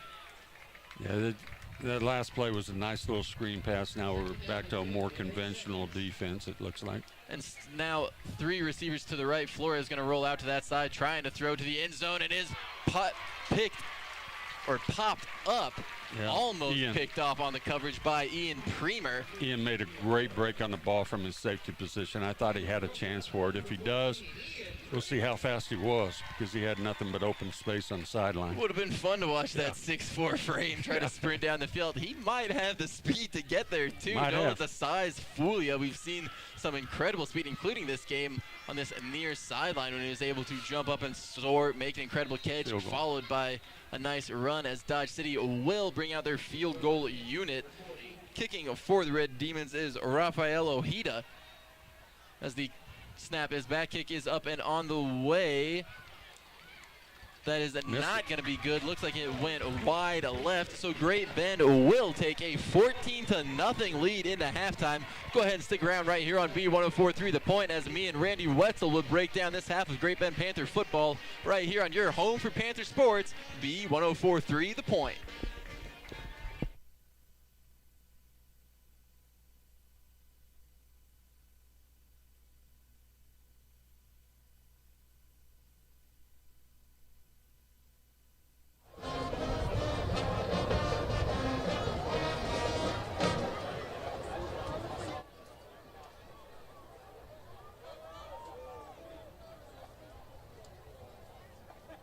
Ladies and gentlemen, tonight's halftime performance is brought to you by the Great Bend High School Dance Line.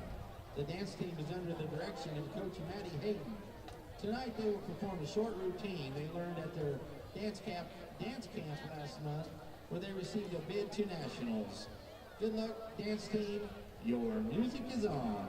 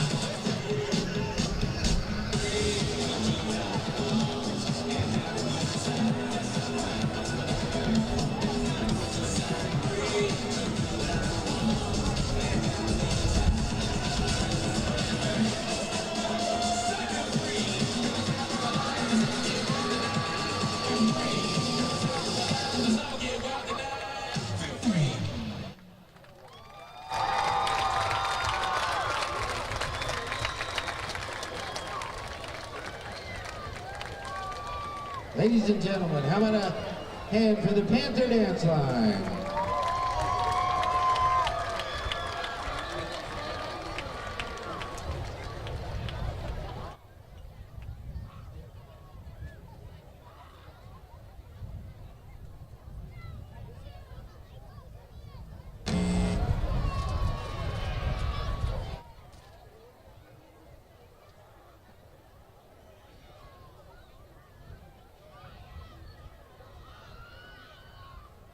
Welcome to the field at the south 35-yard line. Last week's fan of the week, Janaea McFarland. Janaea came to the game to cheer on the Panthers despite having to work. She came during her break. That's school spirit. Congratulations, Janaea. Handing her the prize is Pep Club President Sadie Spray. Previous winners this year have been Addie Nicholson, Kaylee McMullen, and Jariah McFarland. Congratulations. The Panther Bride Band will be taking the field for your halftime entertainment. The band has been working hard at preparing for the season and will represent our school opener for you this evening. Earlier this month, we have performed in the Horsington Labor Day Parade, and on September 13th, we traveled to the State Fair to perform as part of the Kansas largest classroom event. The Panther Pride Band received 1 ratings in parade performance and arena performance.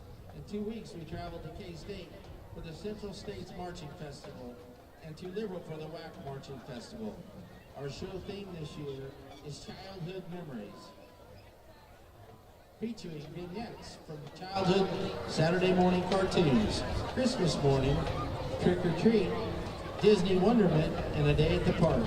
Tonight we'll perform our opener, cartoon capers, including Looney Tunes, Pink Panther, the Flintstones, Scooby-Doo, followed by the Batman TV. Watch as our characters come to life. We will conclude with Christmas morning, where Santa brings a band new instruments for Christmas, and we rock around the Christmas tree. So think back to waking up on Saturday morning, pouring a bowl of cereal, and plopping down your PJs to watch some cartoons. Or at that moment when you see all the presents under the Christmas tree. The Great Bend Middle School 8th grade band will join us again at the end for some Panther pride. We would like to thank them for joining us tonight and getting a taste of what Panther Pride Band is all about. The band is taught by Director Grant Matthews, Assistant Director Don Regier, and color guard instructors Melanie Manoff and Donna Becker. The band is assisted by Aubrey Manoff. Thank you to our band parents for their support and help. Enjoy our halftime performance. Drum majors Ramiro Ponce and Emily Nelson, take it away.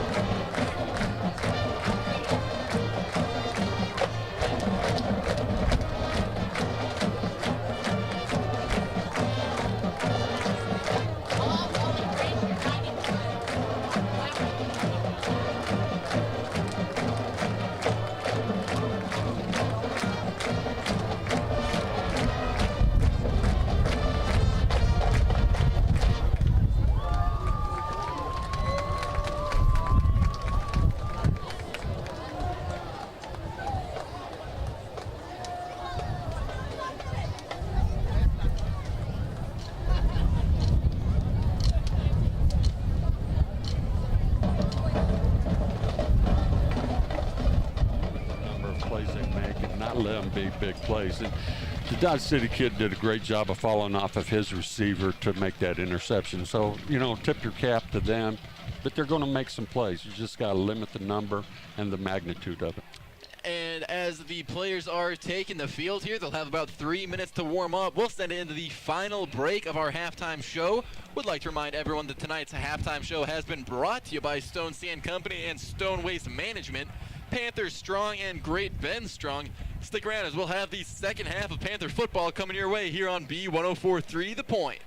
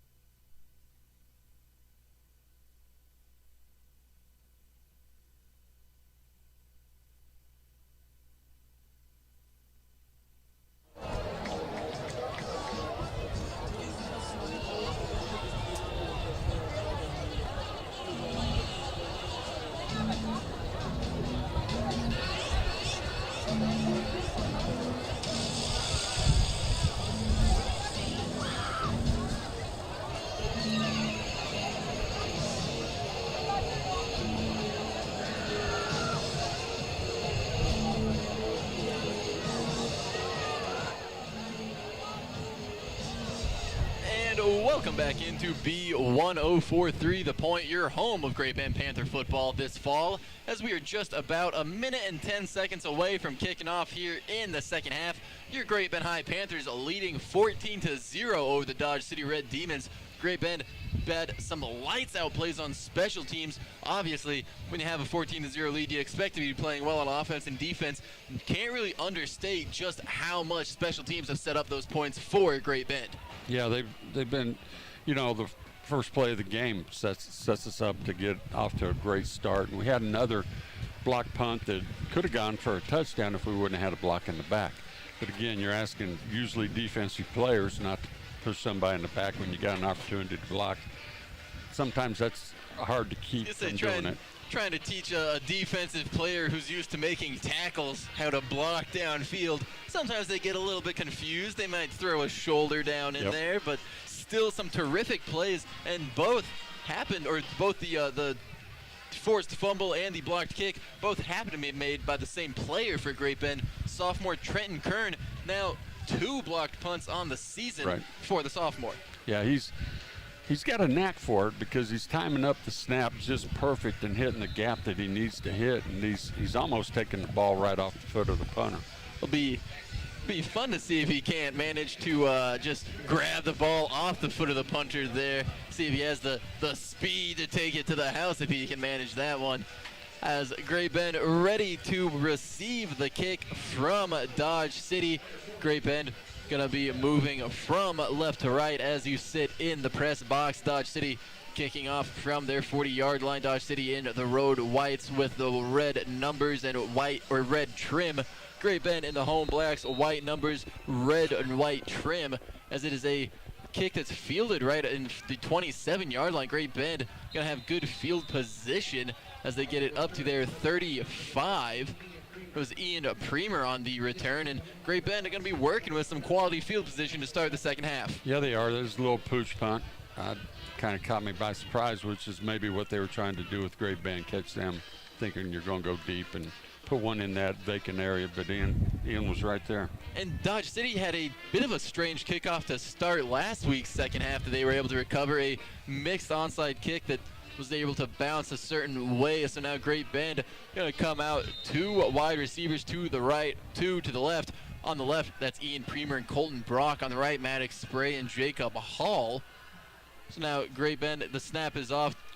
Daxton Minton keeps on the quarterback keeper to the left. He gets out to gonna have a first down. He's on the left sideline. Minton rolling out for a 16-yard gain on the opening play from Great Bend. He's gonna have it across the 50-yard line for the Panthers as they'll move into Dodge City territory with a 16-yard gain on the first play of scrimmage of this second half. Yeah, there's a play we've been running all game, the little stretch, and this time he just followed Cody.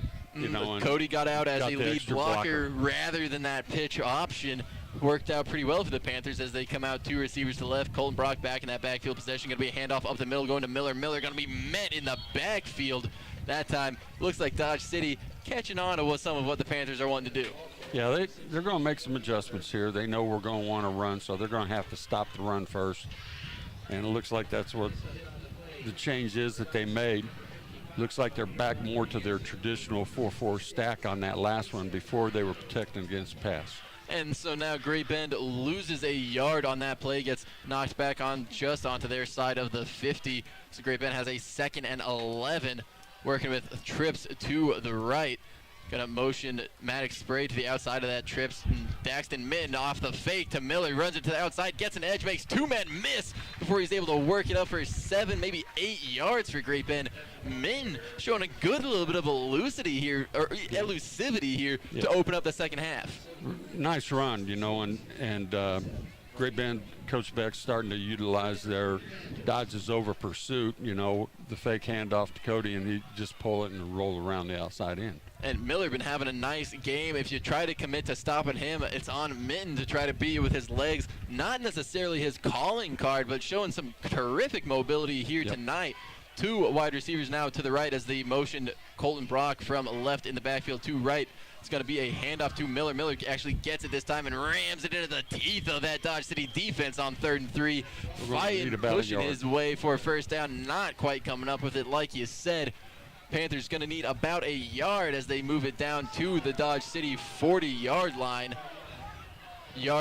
Mark to gain is the 41. Coach Beck looking like he wants a bit of a explanation on the spot. Doesn't particularly like it. Well, you had the line judge on this side about a half yard further, but the play went to the left side. The head linesman had a better look at where the ball should be spotted. Still, Panthers going to have a big play here on 4th and 1 with just under 10 minutes to go. Great Bend leads 14-0 here in the 3rd quarter. They go into the jumbo set. It's going to be pushed up the middle to Minton, and Minton on the QB keeper will get the first down. Yeah, I didn't think he was going to make it first, but then it looked like Colton Brock just gave him a shove. Shot him about 2 more yards. It was the second effort, maybe not from Minton, but the second effort from Colton Brock on a little bit of a shove. It gets the Panthers the first down as Great Bend has a fresh set inside the Dodge City 40-yard line as the Panthers have the ball on the 38 of the Red Demons. Great Bend gonna come out trips to the right. 1 wide receiver to the left here as Great Bend motioning Maddox Spray to the edge, going to throw it to the left side as Ian Premer has it alone in a sea of Dodge City defenders, muscling his way through one as a second comes over, and then a third finally able to bring down the big 200-pound sophomore. That's he'll pick up about 8 yards on that play, bringing up a 2nd and 2. And Ian's just running his guy down to the stick, then putting his foot in the ground, coming back. The ball's already in the air. Delivered perfectly on time.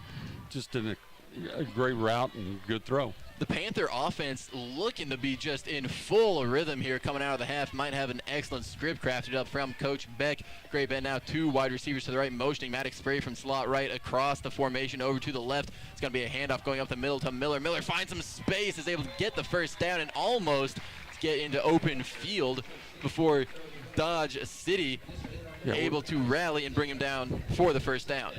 Miller's been just a step or 2 away. He's had 2, maybe 3 ankle tackles at the last minute, or else he's going to be loose in the secondary and going to score. As the Panthers will have a first down inside the 25-yard line of Dodge City. Great Bend 1st and 10 from the left hash.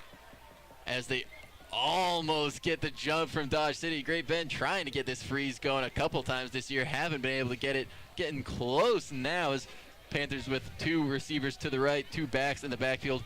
It's Colton Brock and Cody Miller. Now as the snap is back, going to be a handoff to Miller. Miller following Brock up the middle, and Miller able to rumble his way for 5 yards. Again, just a very efficient drive.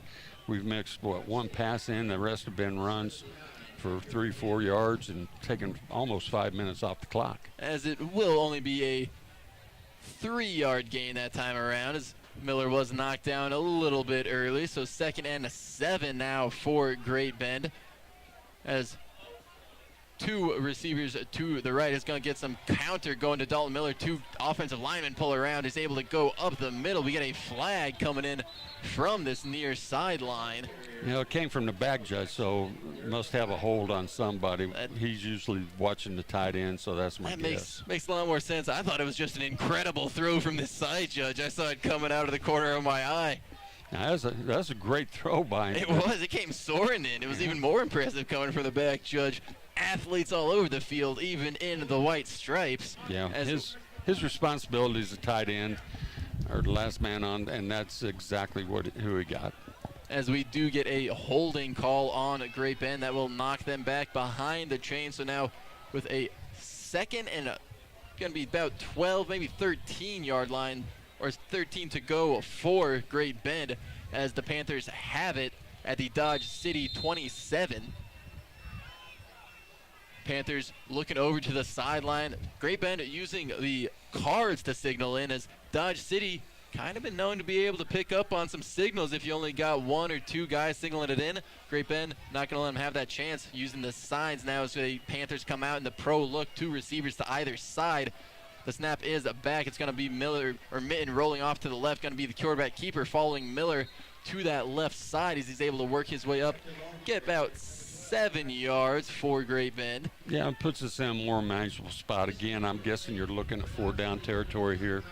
You know, we've gone to the quarterback run this half. You know, we're getting that extra blocker by Cody and running up in the hole, and it's working. I'm curious what Great Bend saw at halftime, because they were dipping into it a little bit, but definitely using it more as just a threat to get the ball out to some of their skill positions. Now Mitten keeping it a lot more as we tick towards 6 minutes to go in this 3rd quarter. Great Bend leading 14-0 over Dodge City. Panthers come out 2 receivers to the right. It's going to be a handoff up the middle to Miller. Miller hits the hole with some explosion. He's got a chance, and Miller will get the touchdown from 21 yards out. A bit of explosion. We've seen Miller be close a couple times this game. Finally doesn't get brought down by the shoelaces. Finds his way in from over 20 yards out. Great Bend has a 20-0 lead over Dodge City here in the 3rd quarter. Pending an extra point, Great Bend will have a 21-0 lead. And with that first score of this 2nd half, that means it is time for the score first with the Panthers, brought to you by Delgado's. The 3rd person to text their name to 620-639-6946. That is a text your name to 620-639-6WIN. Will receive a gift certificate to Delgado's, as the kick from Diego Soto is up and good. Great Bend takes a 21-0 lead here in the 3rd quarter with under 6 minutes to go. We'll go ahead and take a break. Stay right here with us on B1043 The Point, as we'll have more Great Bend Panther football coming your way.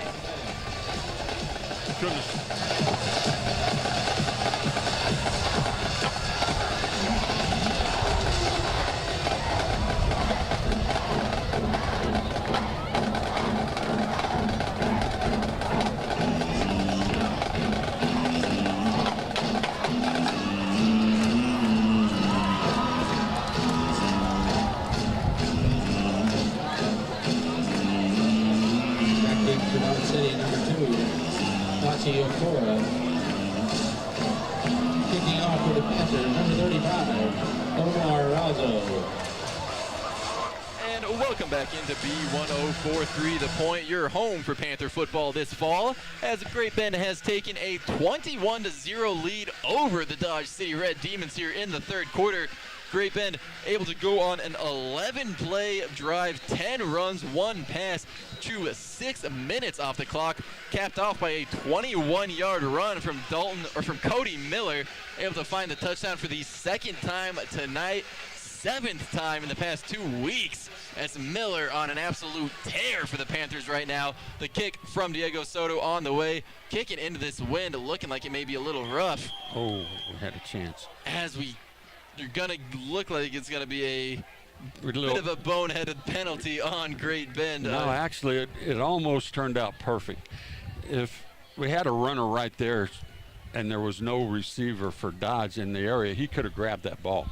And he didn't. Instead, it looked like he was trying to maybe take a shot at the Dodge City player. He thought Dodge was going to grab that instead. Yeah, he had a chance, and we would have had the ball about the 30-yard line. So would have been a wild turn of events. Still, Great Bend holding a 21-point lead here in the 3rd quarter, as we'll have to get the Dodge's ball switched out. But Dodge City going to want their ball on offense. Great Bend maybe trying to get any advantage they can. Sneak their ball in there. But if that ball bounces to the left instead of the right, we got it. Great Bend gets the ball at the Dodge City 30. Instead, Dodge has it at their own 35. Now it's going to be a handoff going up the middle as Gonzalez gets the call there for the Red Demons. Brought down by a package of Great Bend Panther players there in the middle of the field. Yeah, we had a run blitz on that and ran right by the runner. So, what? Got to make sure you got the eyes trained up on those run blitzes. You can't just run in there like a crazed dog. You got to make sure you're seeing what you're running by. Don't get too overzealous as Dodge City comes out with a 2nd and 5 from their own 40-yard line in that wing T run going right. It's to Aguilera. Aguilera finds some space. He's going to have enough for the 1st down for Dodge City as he'll get about 7 yards, move it closer to the Great Bend side of the field as they'll get it to the Dodge City 47-yard line. Dodge another fresh set of downs. Here's Great Bend going to bring in Owen Kaiser and Colton Brock, as we'll see Cale Kern and Cooper Omont step off. You see him bring a little bit more beef in there. Great Bend's strapping in to stop the run. Well, I think we probably thought they were going to pass a little more because they were down 21, but they've shown they're going to stick with the run. And just because they're in the wing T, they do go run with the quarterback keeper here. Bit of a strange design there, as it was a fake up the dive up the middle to the running back, and then still an off tackle run from the quarterback, Alan Flores. However, odd design works out as Dodge City able to gain 6 yards on the 1st down play. And we now see Tatum Harper checking in on defense as Blaine Ensley will come off to get a breather for the Panthers. Yeah, we're just, this is fine, giving up some yards, clock's running. Once they get down in scoring position, we need to start stiffening up a little bit. As Great Bend leads 21-0 with 4 minutes, 15 seconds to go in the 3rd quarter, and Dodge City trying to run it up the middle, but Great Bend flexes the muscles to bring up a gain of only 1 on 2nd down. So they'll bring up a 3rd and 3 at the Great Bend Panther 46-yard line for Dodge City. Yeah, that was the same play they ran before for 8-yard gain, 7 yards, whatever it was, but this time our linebacker stayed home and made the play. And we bring in the sub package. We see Cooper Oma and Cale Kern check back in for the Panthers as Owen Kaiser and Colton Brock come running off. However, Dodge City goes into that wing T look. They go to throw, though, and they do get the completion. This one a quick throw from Flores to Jaden Amaro. Great Bend had their pass defense in there. Then Dodge City shows a run look. Dodge City still ends up passing out of it, though. Yeah, it's good. It's just a little rollout, and you only got one receiver in the route. He's going to the zone where it's open, and they pick up 7 yards.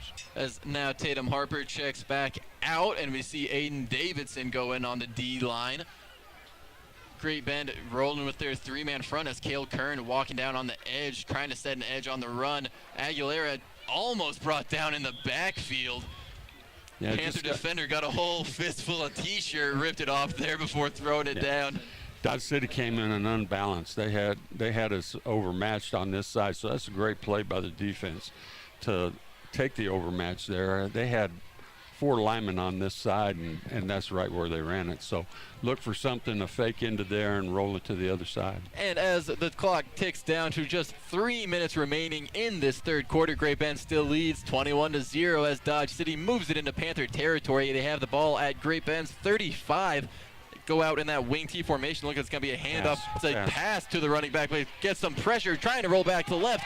Great Bend gets the sack. Matthew Johnson keeps the pursuit, is able to stay on it before finally. It's a great defensive play in the back end. That was a halfback pass the whole way, and they didn't bite. They stayed disciplined, stayed with it. We had 3 guys back there with 1 receiver. I had my Panther linebackers mixed up in the backfield with the final pressure. That was Trenton Kern. Matthew Johnson also in there providing a little bit of havoc for Flores, or I guess not Flores, instead it's Aguilera, like you said. Handed off, they were looking for the halfback pass. Great Bend, if they learned from Hayes, didn't get hit with it. Force a 3rd and 14 for Dodge City. Flores going to roll out to his right before Dodge City goes in back to the Gonzalez screen on the left side. We saw that play gain more yards earlier against Great Bend. This time the Panthers hold strong, stay fundamentally sound, able to shut it down for no gain. Yeah, I don't have my right sheet up, but whoever 42, Lyles made a great play. They had a tackle out there to block him. He did a good job of dipping under him and slowing the runner up till help came, and so great job of containment on his part. And he's not necessarily the biggest guy to be able to kind of shuck a tackle like that, a big offensive tackle like that, coming in at 5'11", 180, but knows how to use his size. He's a wrestler. Yep. He's got that bit of a nasty tenacity to him. And so now Dodge City lining up for the punt as it will come out. Great Bend trying to get after it. They do not. Maddox Sprague going to let this one bounce as it will go into the end zone. And so Great Bend will take over at their own 25 with 1 minute and 13 seconds to go. The Panthers lead 21-0 against Dodge City as we'll go ahead and take a timeout. Stick around here on B104 through the point as we'll have more Panther football right after this.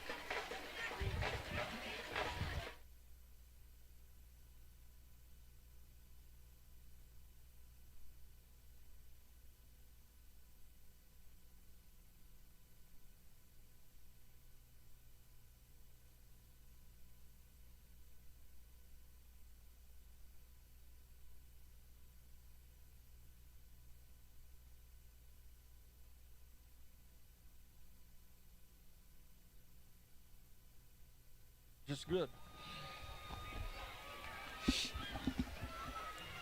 And Great Bend comes out with 3 receivers to the right, and a big run from Miller off that right side as he breaks a tackle in the second level, gets it to the Dodge City 45. And so a 25-yard run for Miller here to start this game out. Correction, it's actually a 35-yard as I figure out how to get my math there, as Miller will move the Panthers on to the Dodge City side of the field. Panthers going to have it now at the Red Demon 45 as with under a minute to go here in our third quarter. Great Bend leads 21-0. Doesn't look like the offense is going to slow down anytime soon. No, not if the line's going to continue to block the way they're blocking. They're doing a great job of opening holes, and Cody's being elusive once he gets in the hole. And it was a terrific job. Offensive line blowing open a huge hole. Miller doesn't have to make a man miss until he gets to the second level. He can make a guy miss there, find a bit of space as the Panthers come out. 2 receivers to the right. They're going to hand it right back off to Miller, working off that left side. Not as big of a gain as on the last play as we work under 30 seconds. And I'm assuming we're going to let this clock roll out. There's no reason to get in a hurry with a 21-point lead, plus you're going to get the wind. Let her run out. As it will look like, or as it does look like, Great Bend will be content to let the clock run out. We'll use this opportunity to remind you that Panther football is brought to you in part tonight by Edward Jones Financial Services, Hazmat Response, the Bank of the Plains, and by USD 428. As there will be, or as Great Bend will let the clock run out, as we have reached the end of our third quarter. The Panthers lead 21-0. We'll go ahead and take a timeout here with them. Stay with us on B104 through the point, your home for Panther sports.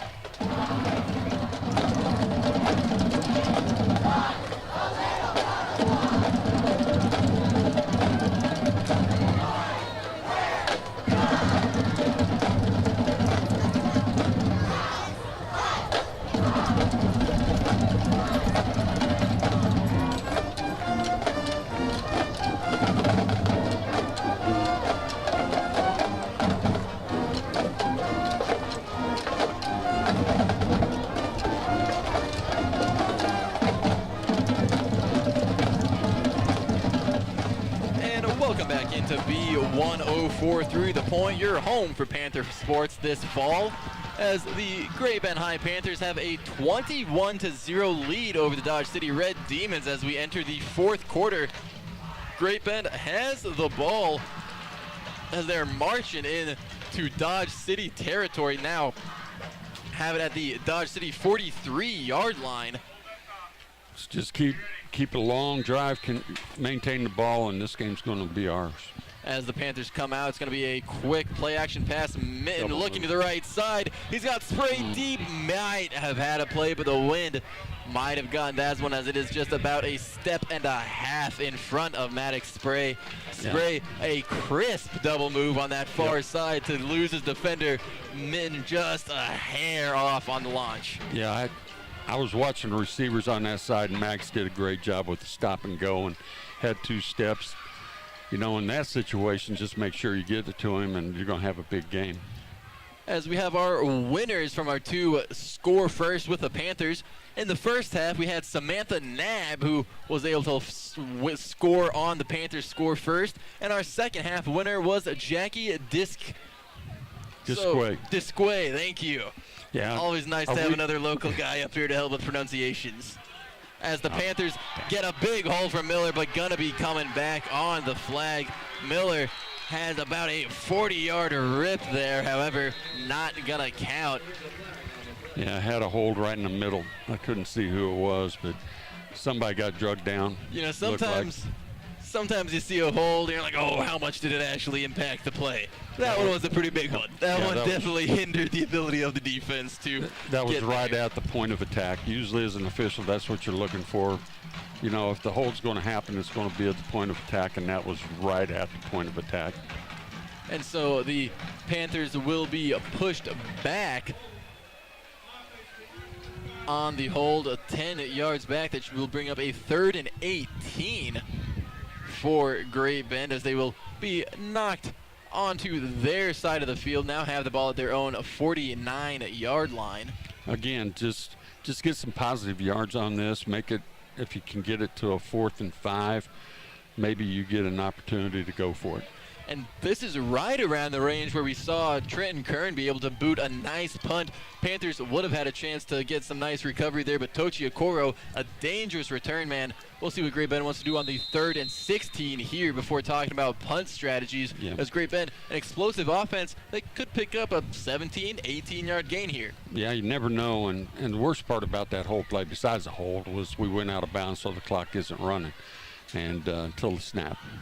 As the Panthers come out, trips to the right. That's Colton Brock out there in the slot as Ian Premer, the isolated receiver on this side.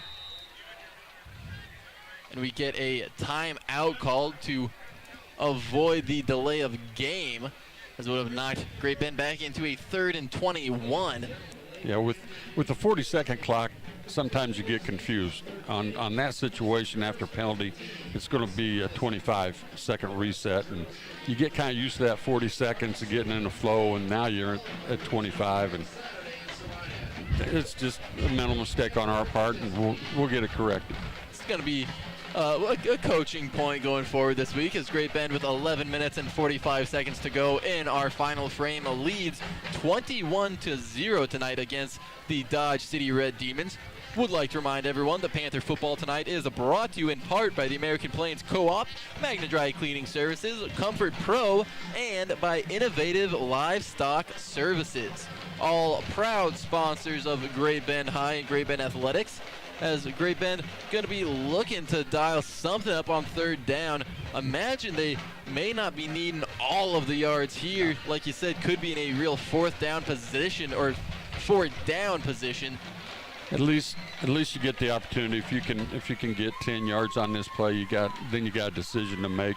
You know, and Coach Beck playing up there, Claflin, they never punted, so he might be in that mindset. He's got that legacy to live up to of aggressiveness as Great Bend comes out. 2 receivers to the right, 1 to the left. Colton Brock lined up in the backfield with Minton and Miller. So snaps back. It's going to be a handoff to Miller. Miller off the left side, following Brock. For a second, looked like he was going to have a big play. Another flag around the line of scrimmage,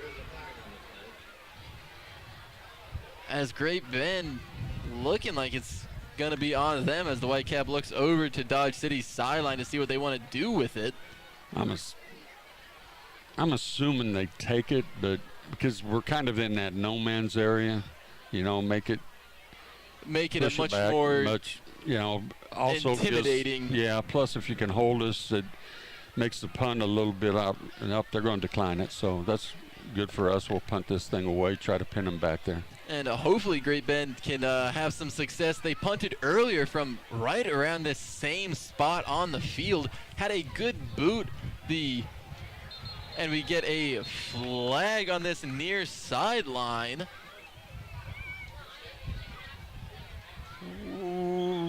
Not quite. I wasn't watching to see. Maybe a sideline infraction? Warning. No, sideline warning. Coach, one of the coaches were in the ear of the line judge. He had enough. So, the first one's free. No big deal. Next one, no. That's going to cost you some yardage. As that goes on, Coach Beck getting a little bit fired up there here with a 21-point lead. Still got to stay passionate about it as Great Bend will be booting it off with 11 minutes, 40 seconds to go here in the final quarter. Trenton Kern gets a good boot. It's heading towards the corner. Takes a friendly bounce for Great Bend as it will go inside the 15 and bounce out right at the 12-yard line of Dodge City. Nice punt, but somebody's down. We do have a down Panther player on the field. We'll go ahead and take a break. Stick around here as we'll have an update on this injured Panther right after this. Great Bend leads 21-0, 11 and a half minutes to go in the fourth quarter, as we'll have more Panther football right after this.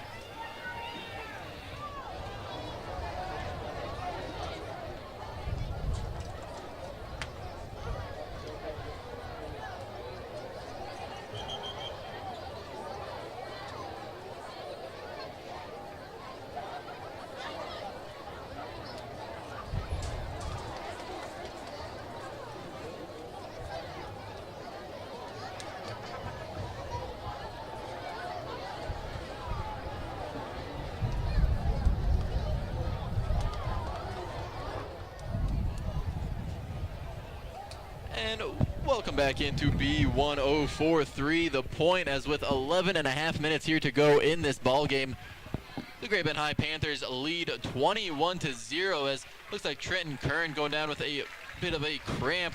Also know he's been battling a little bit of a groin tightness at times, and punting puts a lot of stress on that groin. Hopefully Kern able to recover all right. May not need his services anymore this game as the Panthers lead 21-0, 11 and a half minutes to go in our final frame. And Dodge City coming out, have the ball at their own 12-yard line after Kern was able to pin him deep on the boot.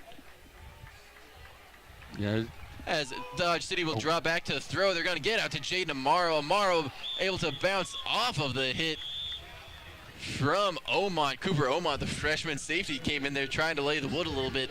May not have enough mass behind him to lay those big hits at varsity yet. He'll be all right. He'll get in that weight room, put a little weight on. He'll be making that play. The impressive part is he had the instincts and the speed, the range to get over there. Like you said, in the coming years, we get him in the weight room a year. Love to see what he can do next year and the rest of this season as a rangy safety making plays on the ball. We saw him with that 79-yard interception return in his first game against McPherson. Now as the Dodge City offense will go into a rolling pocket, and they get a sack. Panthers are going to have an opportunity at the ball. However, Dodge City offensive line able to run back and fall on it. Flores was being taken down, tried to make a throw, gets his arm knocked back. Yeah, it was great job by, was that Kale that got in there and made the It was a group effort, and I believe Kale Kern got there first. He was the first Panther there as Great Bend will bring their fourth defensive lineman, that's Blaine Ensley, off the field. We got them way behind the chains now, so they got a 30, they got to make 30 yards. Second and 30 from the Dodge City 11-yard line. They're actually a yard behind where they started this drive as the Red Demons come out in the wing T. They're going to keep a play action. They're going back to that screen to the left side as Aguilera makes a man miss, now reversing course to the right side of the field into the teeth of the Panther defense as he works his way up to about the 15, maybe the 16 of Dodge City. Yeah, that was a good job of sniffing it out. Cooper Lyles was the first one up there, and then then everybody rallied to the ball to keep the short game. When you're playing stick defense right now, keep them short of the sticks and get the ball back and run some more clock. And as Dodge City gets ready for the next play, coming out in the spread, 2 wide receivers to the left, 2 at the right. That's Gonzalez in the backfield next to Flores. Let's see what Dodge City has dialed up. See if Great Bend can't get pressure on. And it is pressure from Deion Jones from both sides as Flores takes off up the middle, hurdles the Panther defender. It's illegal to hurdle in high school. So if we take this penalty, it's 15 yards, but you cannot hurdle in high school football. And now, is that a rule to protect the hurdler? It's just a safety rule. Mainly the hurdler. You do see a lot of big pops as soon as those both feet leave the ground. Yep. You can't generate as much power on your own. Kind of become a free-flying object subject to whatever momentum will hit you. As the impressive display of athleticism from Flores, unfortunately, or fortunately, goes for a negative gain for the Panthers. Yeah, but we're going to decline this, make a 4th down. Okay, at first I thought they were calling something on defense. Yeah. Whitecap misspeaks. I like that. The quick fix. No, not a big hoopla around it. He just quickly gets it resolved. And like you said, Great Bend will decline. It brings up a 4th and 25. Not a penalty you see very often. You know, in all my years of refereeing, I never called it. Never in my life. But there it was. Correction, a 4th and 21. As Dodge City will be ready for the punt.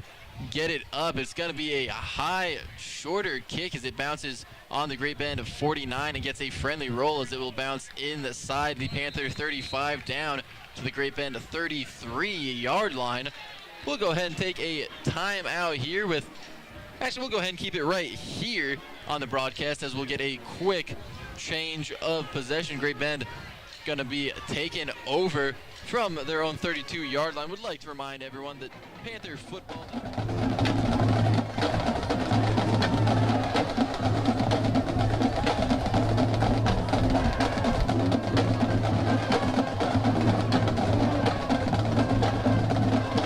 in our ball game. Great Bend going to be coming out. We saw him able to churn off about 8 minutes of clock to end the second quarter. I'm sure Coach Beck wouldn't mind doing that again here as Great Bend comes out. 2 wide receivers to the left. Colton Brock in the backfield. Snap is high, handled by Min. He keeps on the quarterback keeper. He's at the 50, to the 45, to the 40, making a move to the outside, making some defenders miss as a Min gets the big run, and we get a late flag thrown in. Yeah, I think we had a block in the back. The good thing about this is it'll be from the end of at the point of the foul, which came at the end of the run. Right, which will still give us a first down. Still a first down, still a chunk play for Minton. Minton showing the threat with his legs. It was funny watching him toy with the defenders a little bit, acting like he's going to go inside before quickly going to the outside, as you can hear the Panther faithful's reaction to that penalty. I'll have to look this weekend and see that play again. I thought the defender turned on him, turned his back to him, which caused the block in the back. But, you know, as official, you got to see the whole play. How did he get to that point? And we'll go from there. But we'll look at it on the film. Great Bend still in excellent position here as they will have the no ball big deal. At the Dodge City 41-yard line. Great Bend leading 21-0 here with just over 9 minutes to go. Minton looking around, waiting for the play clock to start. As the clock starts, Minton gets the snap back, hands it off to Miller. Miller working off the left side of the line, cuts it back towards the center, and is brought down right around the line of scrimmage on this first down. Able to work out to about a 3-yard gain after contact, so brings up a 3rd and 7, or 2nd and 8 rather. Yeah, and going back to the last play where Dax has the long run, we're kind of going away from our tendency. We haven't done that all year in the previous 4 games. But obviously Coach Beck found something, get that extra blocker by faking the run and just following him into the hole. It's wide open for Daxton. As Great Bend will come out, 3 wide receivers to the right, with Colton Brock flexing out there. Ian Premer, the lone receiver, to the left. It's going to be a handoff going up the middle to Miller. Miller makes a man miss at the line of scrimmage before bouncing his way up to the linebackers of Dodge City, being brought down for what will Be about a 2-yard gain. It'll bring up a 3rd and 6th for the Panthers at the Dodge City 37-yard line.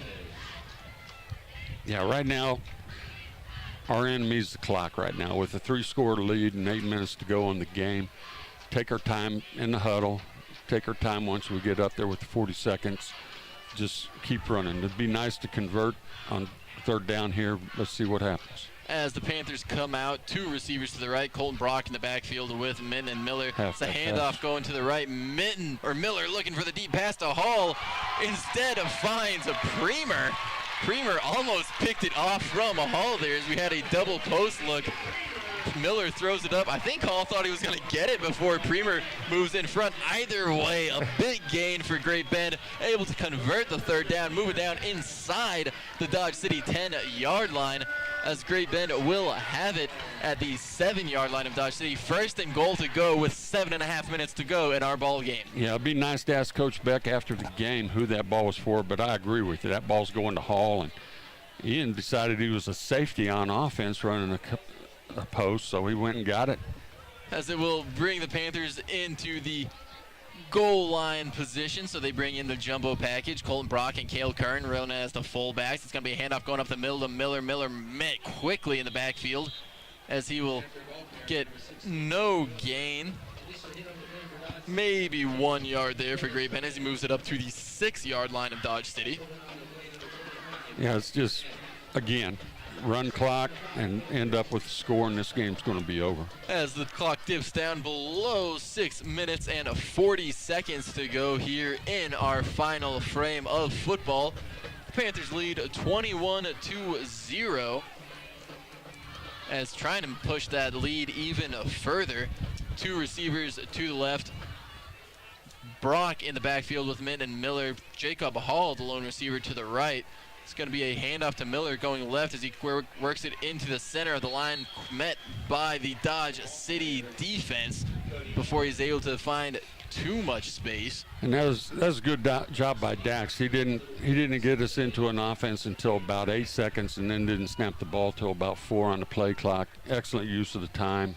Perfect. And earlier in this season, even, we saw Daxton sometimes not have that awareness that a young quarterback might not have. He would snap the ball with still 20 seconds to go, but now he's learned very quickly this season, looking like a much more veteran quarterback out there. Absolutely. That's what reps does. You know, you get the more reps you get, see more things, the better you are. As Panthers motion Maddox spray from left slot to right.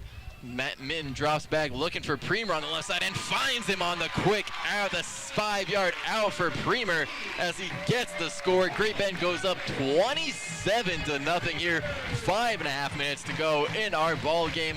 Pending an extra point, Great Bend will have a full 28-0 lead over the Dodge City Red Demons. A quick strike, accurate throw in the end zone there from Minton to Premer. Sets up the Panthers with a 27-point lead pending, or 28 pending the kick from Diego Soto. As the snap is back, kick is up, and kick is good to give the Panthers that 28-0 lead. Would like to remind you that Panther football tonight is brought to you by Equity Bank. We're right here beside you at equitybank.com.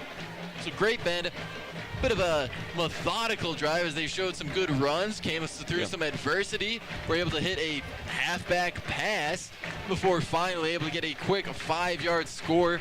Min to Premer. This is a seven-play drive, 2 passes. The biggest one, of course, the pass that we don't know who it was intended for, but was caught by Ian, and a great run by Dax, and then Ian capped it off by making a great move, faking going on the post, and ended up going out to the corner. As the Panthers get ready to kick this ball away, Dodge City trailing in this one 28-0 against your home team, Great Bend Panthers, as Great Bend looking to move to 3-2, even up their WAC record at 1-1.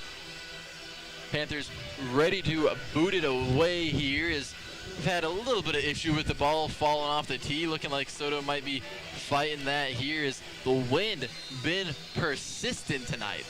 Yeah, it's been howling. I mean, it's it hasn't really affected the game except.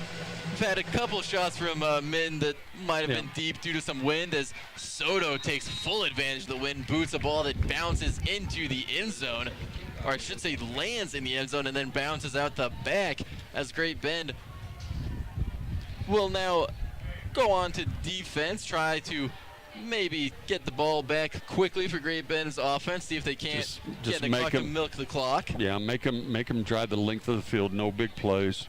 Just make them use as much clock as possible. That's our enemy right now. Once we get that done, this game will be ours. Ideally, Great Bend going to be able to keep the Dodge City offense in bounds. We've seen this offense at times be able to move the ball, but Great Bend's defense showing some great bend, don't break, flexing once they get around that midfield mark as Dodge City comes out. Two wide receivers motioning one across. It's going to be a quarterback keeper as Alan Flores will keep it on the right side. He'll be met at the line of scrimmage as Trenton Kern able to come up from that middle linebacker spot and thump the Dodge City run attempt. Yeah, he did a good job flowing. The front three are doing a great job of eating blocks up for him, right there in the middle of Brody, and then I don't know who the other defensive tackle is on this side, but they're eating blocks up, allowing Kern to flow to the ball and make the play. That other defensive tackle, Aiden Davidson, a guy Great Bend was happy to get back last week coming off of a knee injury. Had him on a bit of a pitch count on defense. We've seen him work in a lot on that defensive line. Also coming a little bit on the offense as Great Bend comes out 3 defensive linemen. It's going to be a quarterback rolling to the left. Flores looking deep on that side as he'll throw it, and it is caught. Looked like Cooper Omon might have a chance to make a play, but it was honestly a frozen rope of a throw from Flores out there to Amaro, as it will get a first down for Dodge City. However, ball stays in bounds. Yeah, and keep the clock rolling. I thought we had the ball, to be honest with you. That was just a perfectly placed pass. And it felt like the ball dipped a little bit. Impressive to have that much velocity throwing into the wind. Flores showing a little bit of muscle there as Dodge City comes out. 2 receivers either side now, motioning Amaro to the right. It'll be a snap back to Flores. Flores keeps it on the quarterback keeper, goes up the middle of the Great Bend defense, drives out for about 2 yards, maybe 3, as our clock ticks down to 4 minutes. Great Bend leads 28-0. Yep, just keep everything in front, no big plays. They're going to make some plays. That. That's the way the game's played. But they can't be huge plays that score quickly. As Dodge City now comes out 3 wide receivers to the right, 2 to the left. That left slot receiver, Ryan Gonzalez, the halfback, as now Flores drops back looking to that right side. Has Amaro, and Amaro goes up and catches it. Played through the contact from Caden Hoffman. Yep. Amaro landed down hard on that hip, as it will look like he'll need some medical attention. We'll go ahead and take it to a timeout. Stick around as Great Bend has a 28-0 lead over the Dodge City Red Demons here with 3.5 minutes to go in the 4th quarter. We'll have the conclusion of this game right here on B104.3 The Point right after this.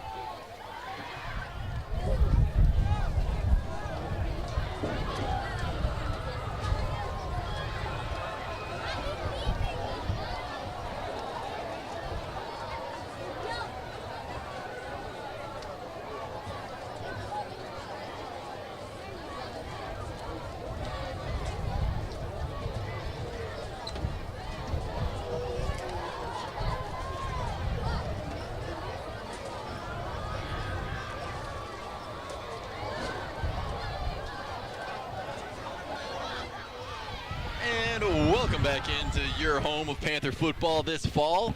B104.3 The Point, as the downed Jaden Amaro of Dodge City is able to walk off under his own power. Went down awkwardly, was able to make a heck of a catch off of a big thump from Caden Hoffman. Hoffman did everything he could to knock that ball away. Sometimes it's just a nice catch, as it will give Dodge City a fresh set of downs at the 50-yard line. 3.5 minutes left as Great Bend leads by 4 scores, a hearty 28-0 victory over the WAC rival Red Demons. Dodge City coming out full spread, 3 to the left, 2 to the right.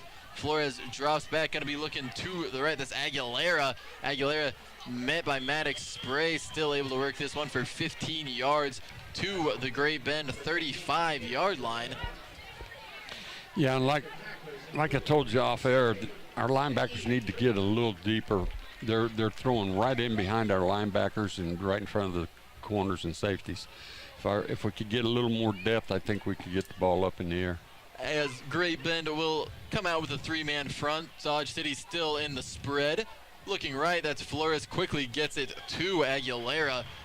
These Dodge City receivers holding on to the ball after some big hits from some hardy Panther players. That time Trenton Kern delivering the lick, but Aguilera is still able to hold on. Yeah, we brought a little pressure on that one. We brought 4. Matthew Johnson came off the right side of the defense, got blocked up, but you know, even though we're in the 3-man front, it looks like Coach Beck's going to still bring 4 people. And that's something Great Bend loves to do, go to the 3-man front and then bring a 4th, whether that's coming off the edge or from an interior linebacker position. As Dodge City goes back into that wing T a little bit, looks like we're going to have a false start. Be helpful for the Panthers as it'll knock the Dodge City offense. Oh, a snap infraction. Snap infraction, yeah. The center kind of double clutched it a little bit. Not allowed to wobble that ball at all, so that will knock the Red Demon offense back in 5 yards, bring up a 2nd and 9 with just under 2.5 minutes to go here in our ball game. Would like to use this opportunity to remind you that Panther football is brought to you by Barton Community College. Get ahead with online or dual credit classes or earn a certificate or associate degree while in high school. Find out more at gobarton.com, as well as Equity Bank. No ATM fees nationwide. Learn more at equitybank.com.